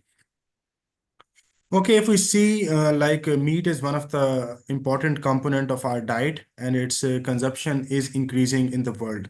And different communities consume different kind of meat, and also the consumption around the world, and due to its the high quality protein source, there are opportunities for motivation for fraud in the meat supply chain. And we have seen in the history that there has been adulteration in the meat supply chain, and especially if we see the halal meat supply chain, there are concerns for different meats contamination. And we have seen now omics technologies, they are a kind of latest trends, and people are exploring them for the deeper understanding of different processes in the different biological systems. But if we talk about omics technologies, there are several concepts like proteomics, metabolomics, lipidomics, volatililomics, and they can be used for the animal origin foods for characterization and for the authenticity that could be helpful for the ensuring halal traceability in the meat supply chain. But if we see the omics concept, people are now using muscle and meat. They are actually the major target for metabolomic study, and the objective is to develop certain markers, and that can help in the verification of different species, quality control of the different meat supply chain, as well as to differentiate meats from different production systems. Okay, if we see the omics, as you know, that they are not like a very old concept. So different people are reporting different extraction methods for the combination of different solvents to extract different metabolites. Because in the metabolomics, when we extract the metabolites, this is very important, and what kind of solvent we are using. Either we are using polar or non-polar, or a combination of polar and non-polar, to get the maximum compounds that could be used for the authentication as well as for the traceability. So literature reports people are using chloroform, methanol, water for the proteomics as well as metabolomics of the different cecal sample, as well as some studies report that esterified methanol that could be used for the extraction of the neuropeptides for that could be subjected for metabolomics aspect. And also different combination of acetonitrile, methanol, water, 40-40-20 has been reported for the extraction of different metabolites for the E. coli cell. And also chloroform water has been used for the extraction of metabolites for the Brucella abortus part that has been subjected to different kind of analysis. So in this concept, if we see metabolomics for different meats, there is limited and scattered data available for the metabolomics part, lipidomics part, if we see the meat model system. So our objective was the first, we have to develop and optimize the extraction method that could help us in the extraction of maximum metabolites for the meat model system, and that could help us to identify different kind of metabolites in the meat. So we use a combination of polar as well as non-polar solvents for the water, methanol, chloroform, and methyl terbutyl ether for the extraction of metabolites as well as its optimization that could help us in the analysis of the metabolites in meat model system. So my study has two basic objectives. Our first objective was to set and optimize extraction methodology that could help us to get or extract maximum metabolites for different meats, as well as we have to optimize extraction protocol that could be used later on for the extraction of metabolites in different meats. Because if we see the food components like plant-based, animal-based, then there are different extraction methods in the literature. And last, we want to see that can metabolomics help us to identify and to separate different kind of meats based on the metabolites, and could this technology be used for the authentication of different animals meat for the separation as well as for the regulatory aspect. So for the study, we use meat from 4 different animals with chicken, beef, pork, and lamb. And the idea for the selection of these meat was because chicken is one of the popular meat, as well as pork is one of the kind of major substrate that can affect the halal traceability. And also we're gonna see like beef is also consumed by a lot of aspect. Also, we see that there are some other meats like duck and other aspect, but ultimately they are not the global aspect. So we only selected 4 different meat based on their consumption pattern, based on their like people preference, as well as the global meat supply chain. And then every meat that was subjected to 5 different kind of extraction methodologies. The first one was with methanol water. The second one was with methanol and chloroform. And the third one was with the water, methanol and chloroform. And the fourth one was like methanol and water with the methyl butyl tertiary. And the last one was methanol and chloroform in the same combination.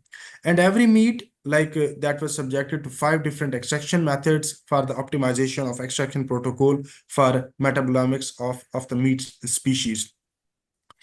After this, we subjected each sample to the extraction methodology. The 100-gram meat sample was taken, and after that, we added 1 ml of solvent and homogenization was performed. After that, sonication was done, and then 120 microliter of internal standard was added. The purpose was to ensure the quality of the different measurements. Then we vortex a sample for like 90 seconds, and then we did like incubation at 4 degrees centigrade for 60 minutes. Afterwards, like centrifugation was performed for the sample, and the idea was to separate the different kind of metabolites. And the last,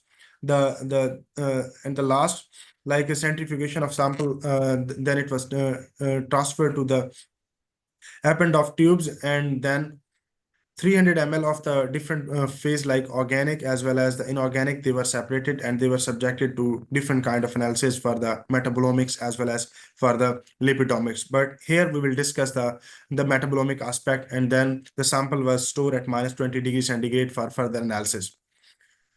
So after the extraction of different compounds that was subjected to like untargeted metabolomic analysis, there are like in metabolomic aspect, you can perform the targeted approach as well as the untargeted. But as we didn't know like what kind of compounds we are expected to extract, as well as we didn't know like what kind of different species have different kind of metabolite. So we use the untargeted metabolomics approach with the help of a liquid chromatography mass spectrometry 9030 with like time of flight mass spectrophotometer. And we also performed both positive and negative modes for the extraction of different metabolites as well as for analysis.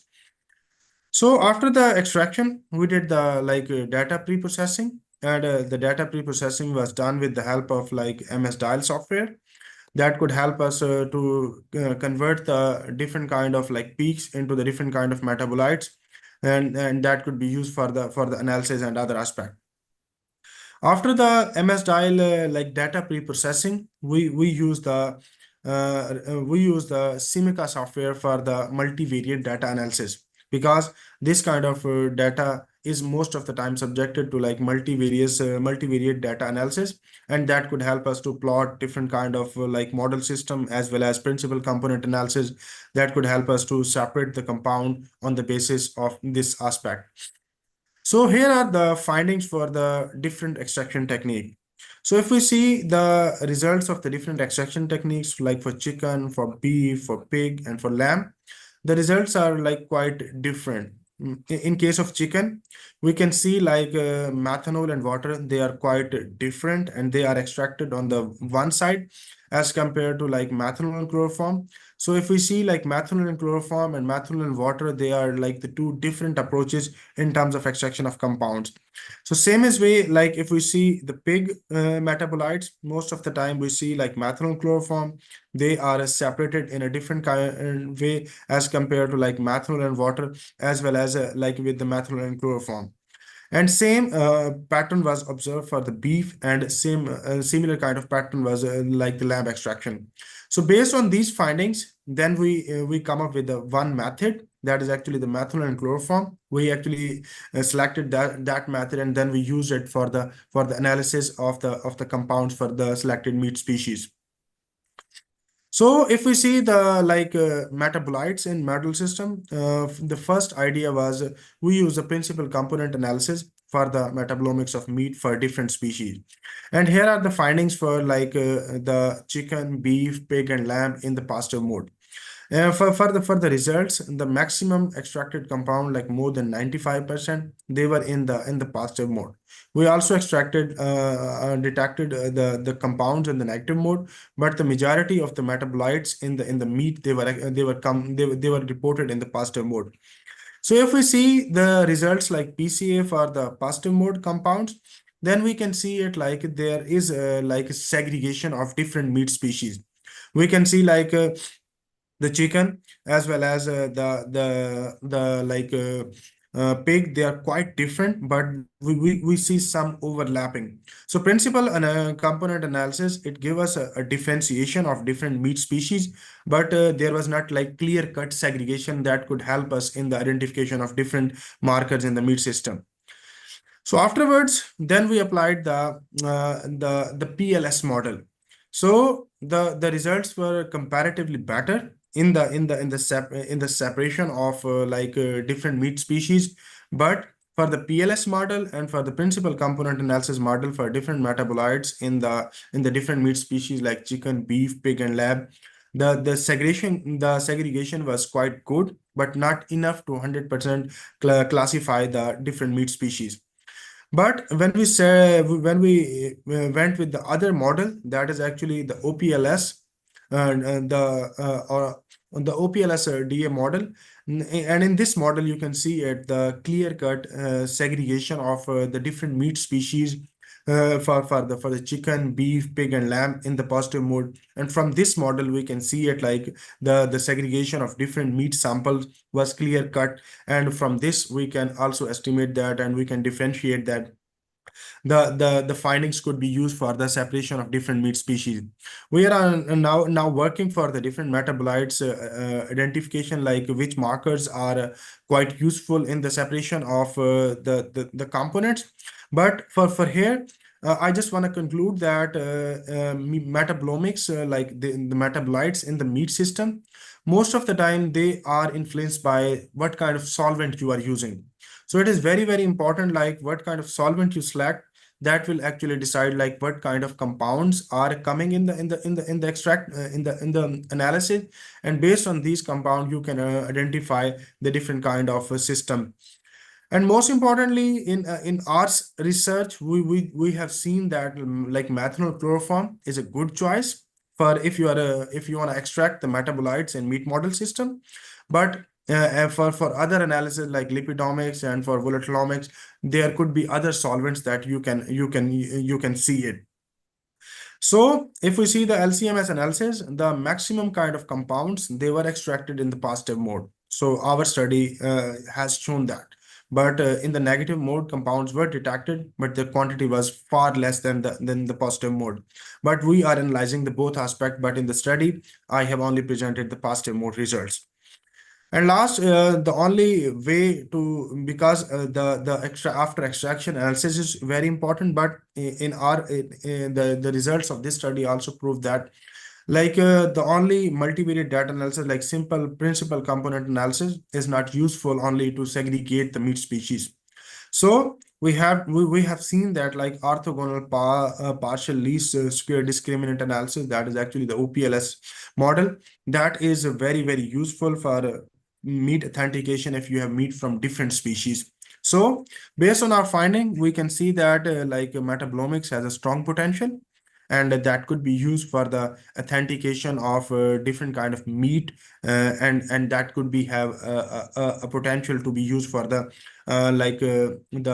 choice of like analysis technique for authentication of meat animal, and that could be used for the traceability of like halal and non-halal meat animal species.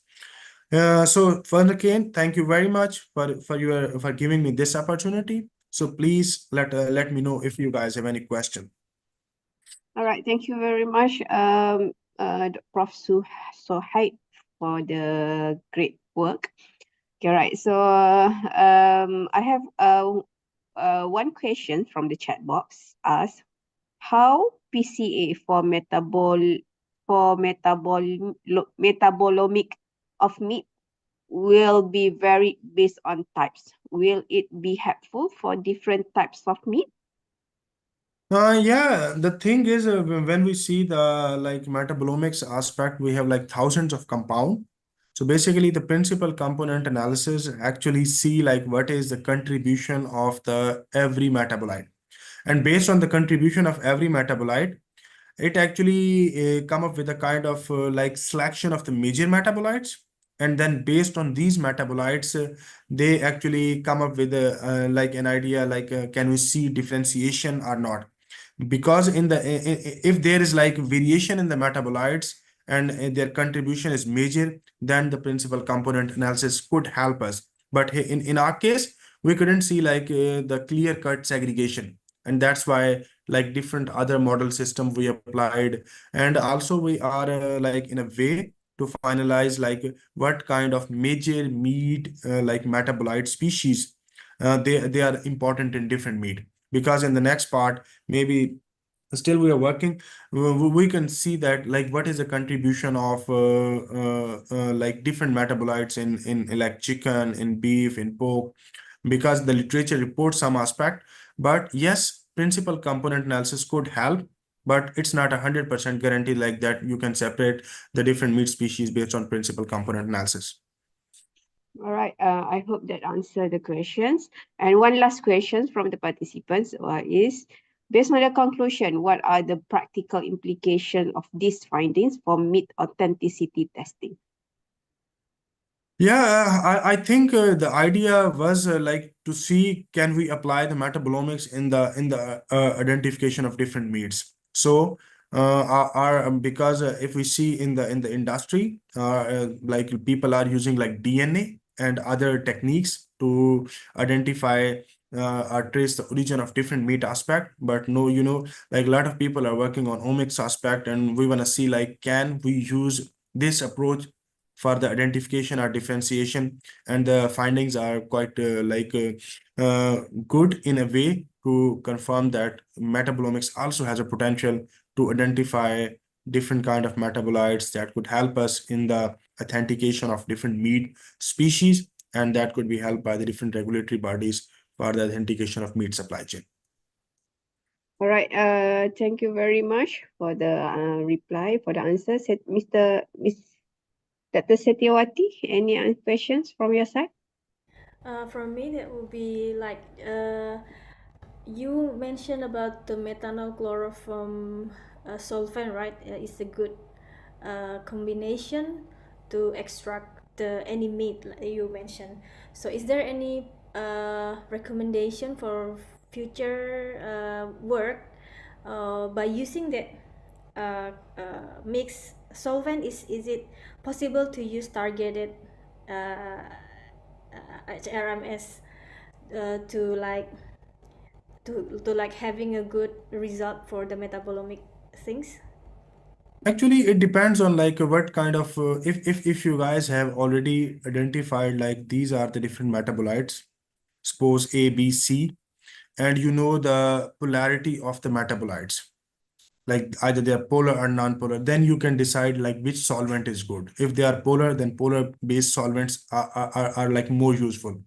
But when we don't know the metabolites, like what kind of metabolites are present in that meat species, then we have to use a mix. And our study conclude that we have used like 5 different extraction system, and based on the metabolites level and their quantity identified in different meats, our idea was like this combination could be more useful for the extraction of metabolites.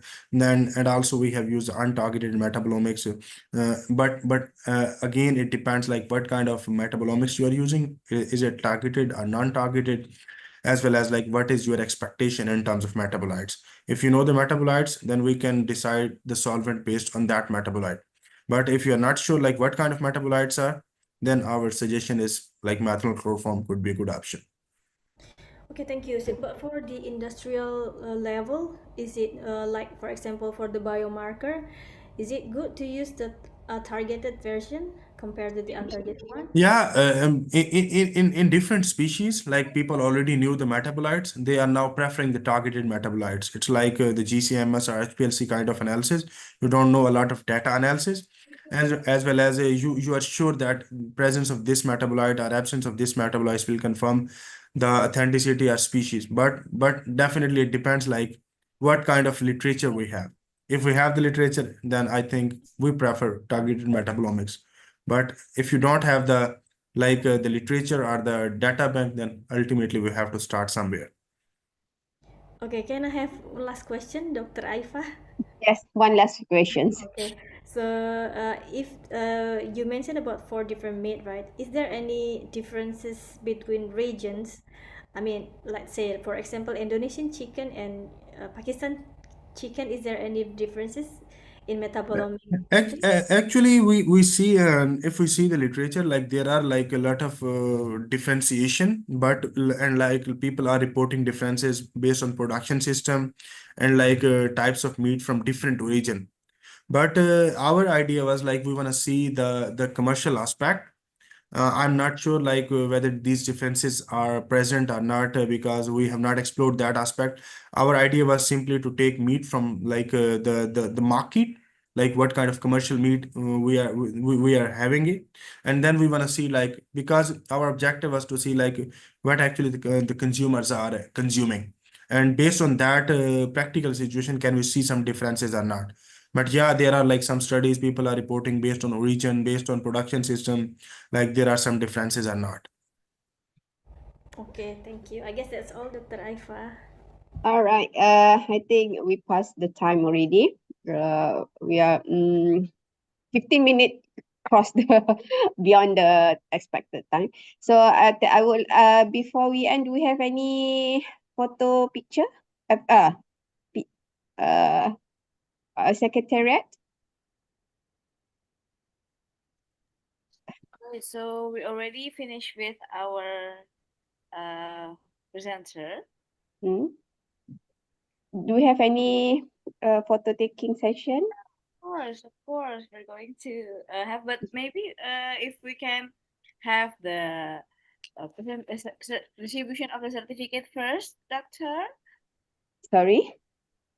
Okay, so am I Oh, audible? ticket. Okay. Yeah. Okay. Okay, so since we already have all of our presenters presenting their presentation, I'd like to say thank you first to Dr. Aifa and also Mr. T for your great session. And also, I see that some of the presenters really get the insight from both of you, matching with the related to the both of the session shares expertise. So after this, we would like to move on to the certificate of presentation distribution. So moving on to the next agenda is the distribution of the e-certificate of presentation for all the presenters.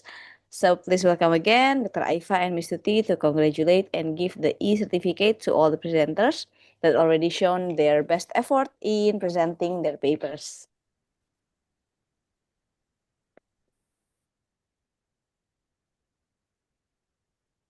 All right. We would like to call upon Dr. Nur Surilawana Sulaiman to receive the certificate of the presentations.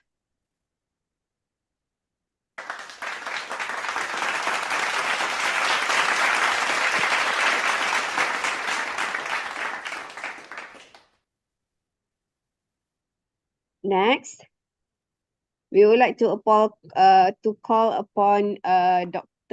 Jalaluddin Maruhum upon his excellent presentations on title Positioning Strategies and Consumer Behavior Towards Processed Halal Chevron Products, a Structural Equation Modeling Approach.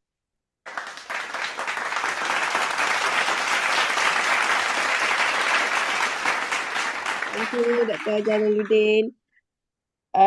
Now we would like to call upon Mr. Earl Lawrence D. Tolero to receive the certificate on his presentation on Halal Guide, a halal certification portal with establishment finder.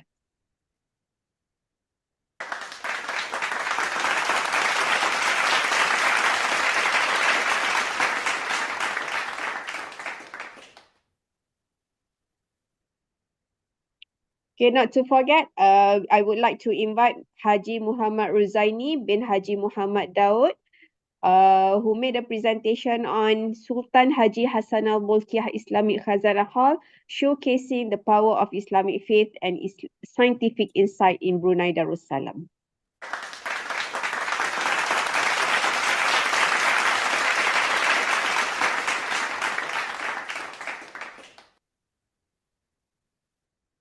The next receiver for the certificate is, I would like to call upon Miss Indrayanti Widyaratna from University of Darussalam Gontor, who made a presentation on FTIR spectroscopy analysis of argonosulfur compounds from garlic extracts and cytotoxic activities against T47D cell line.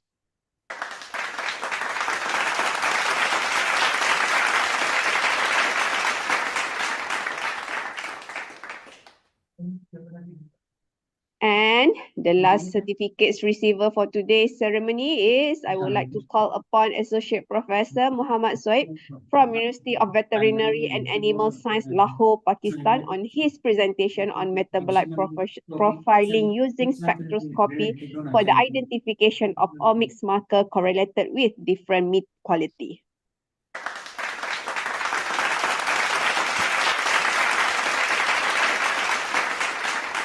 Congratulations for all the presenters. Now, I would like to call upon Secretariat for the next sessions. Okay, so maybe some last words from the session chairs from Dr. Aifa and Mr. T. We would like to say something to the presenters. All right, for all the presenters, thank you. I would congratulate you all for the efforts and also presentation that has been made.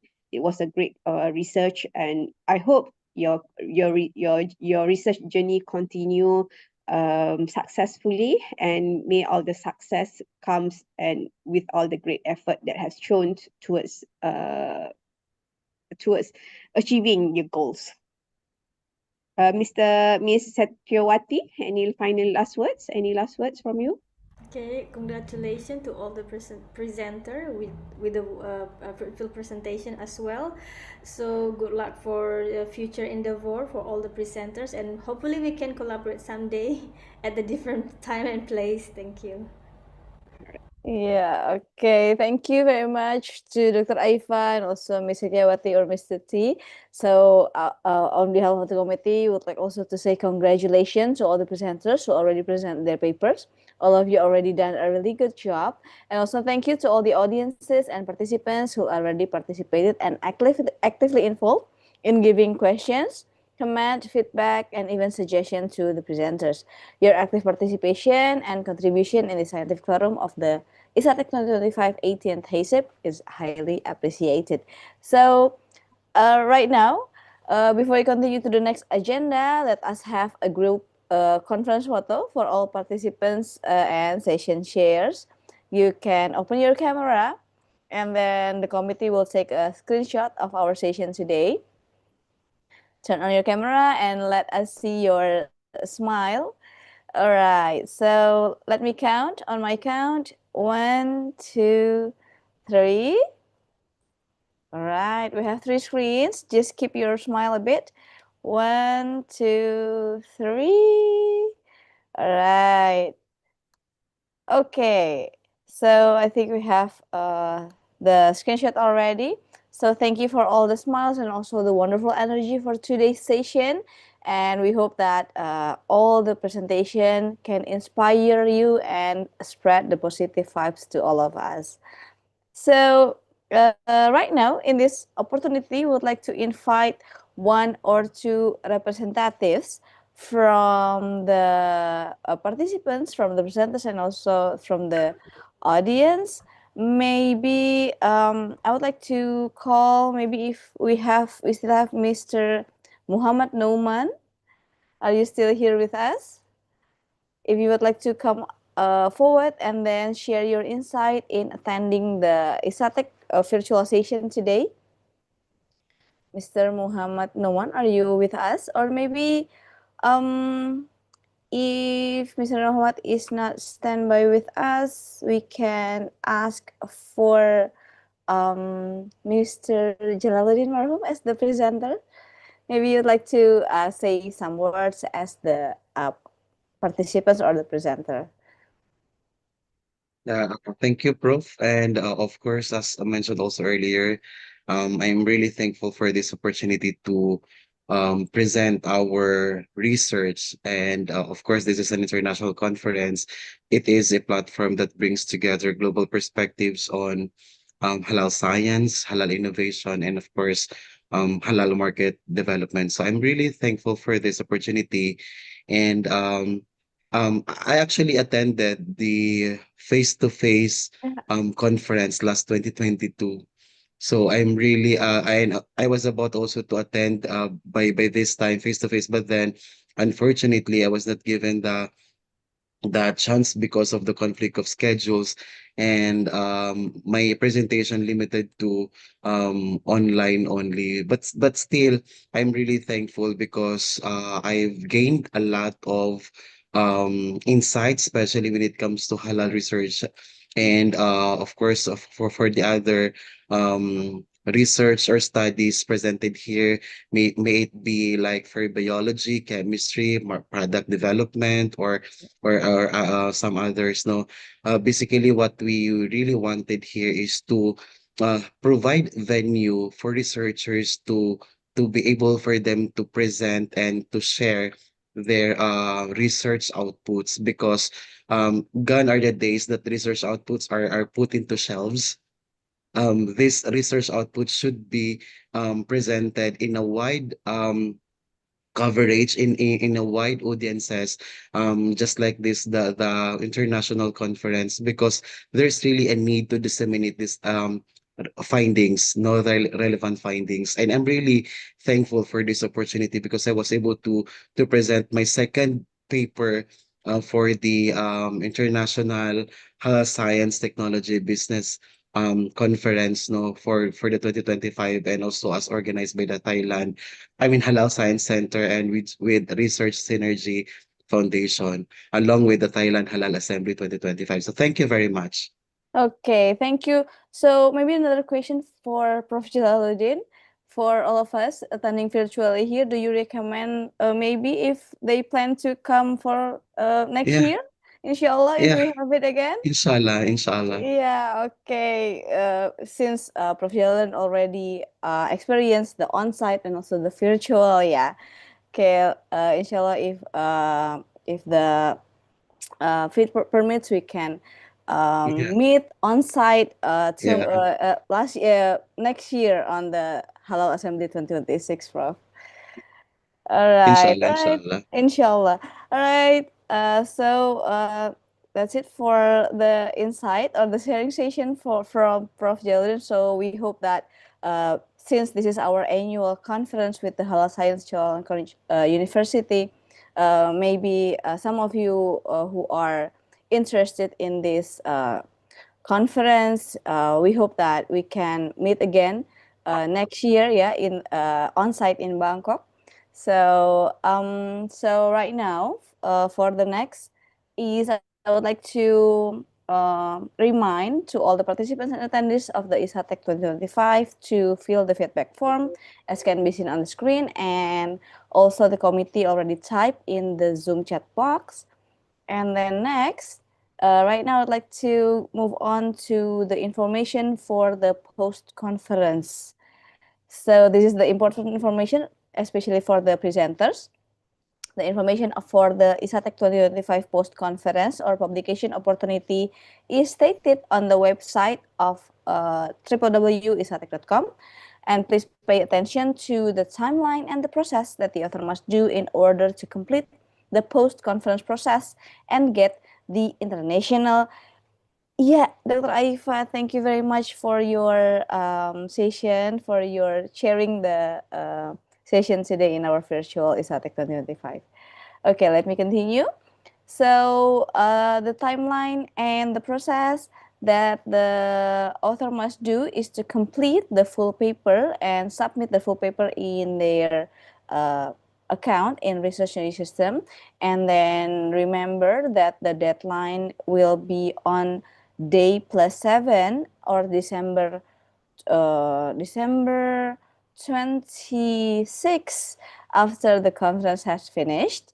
The author who wants to proceed to the publication process must send or upload their full paper. The full paper needs to have 5,000 to 8,000 words following the guidelines stated on the conference website. So you can also find the template on the IHSATEC website. So once again, please pay attention.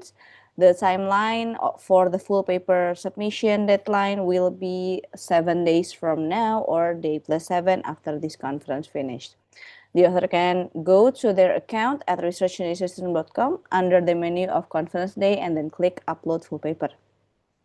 The whole paper will undergo the scientific review process to determine your journal recommendation for publication. And all accepted papers have the opportunity to be published in reputable international journal index-based corpus, WS, Copernicus, Sinta, ProQuest, Scilate, WorldCat, Google Scholar, Dimension, and etc. But of course, terms and conditions applied selected by the scientific editorial and reviewer committee.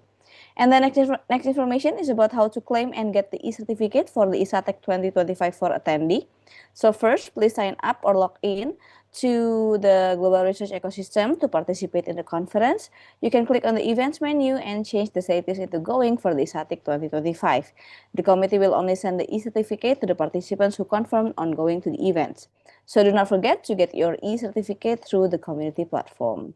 So furthermore, the committee of the IHSATEC 2025 is committed to give added value for all conference participants by providing the forum for discussion in the Global Research Ecosystem community platform.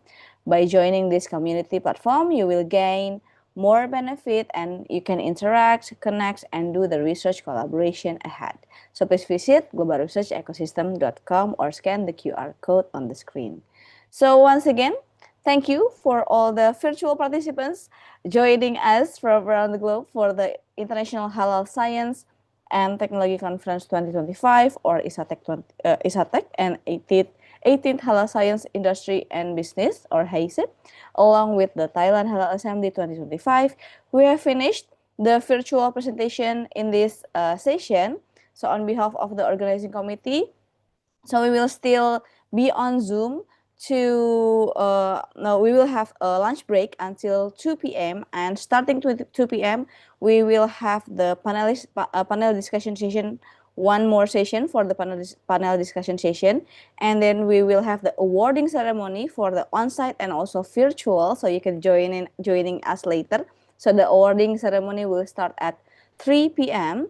and then after the awarding for the best presentation session, best poster, best virtual presentation, and then also best paper, we will have the session chair recognition also, and lastly the closing ceremony of this conference. So thank you and see you again this afternoon. Maybe if you want to join us again around 2 or 3 p.m. for the panel discussion and also for the awarding and closing ceremony.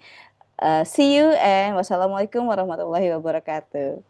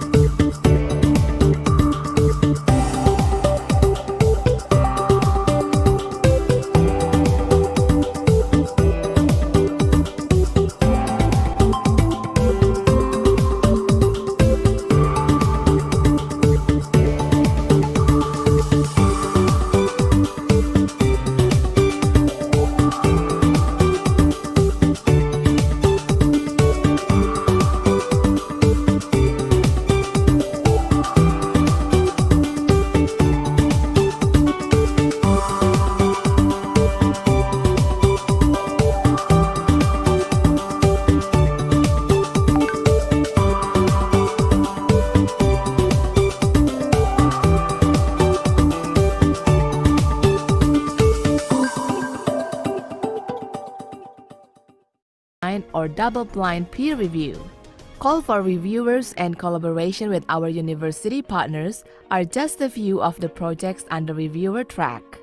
We also provide reviewer workshops and training, annual reviewers recognition event, and many more.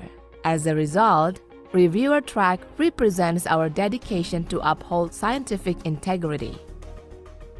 Research Synergy Institute is committed to being your research learning partner by providing some learning programs such as online lecturing session, as expert forum, as editor forum, Global Research Ecosystem Network Group, RSF Research Academy, scientific and academic writing e-coaching clinic series toward publication in reputable indexed journal.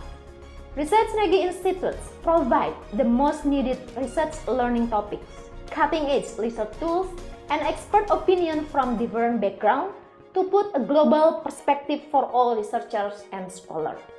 Research Synergy Press, we are providing and managing international journals for your institution toward global and reputable indexers. The mission of Research Synergy Press is to deliver breakthrough professional journal management using strategic paper collaborations, increasing diversity and resulting in good quality of scientific research for all researchers, professionals, and academicians through a standardized scientific process. We help you to manage international journals to global standards. You can even publish your scientific work in our journals, conference proceedings, and books. And now, Research Synergy Press publishes more than dozens of international journals, conference proceeding series, and single conference proceeding. Empowerment and encouragement are the two keywords that drive our social programs for leveraging the impact, such as Conference Grant, International Service Program, Paper Writing Collaboration, Connecting Research Parties or Stakeholders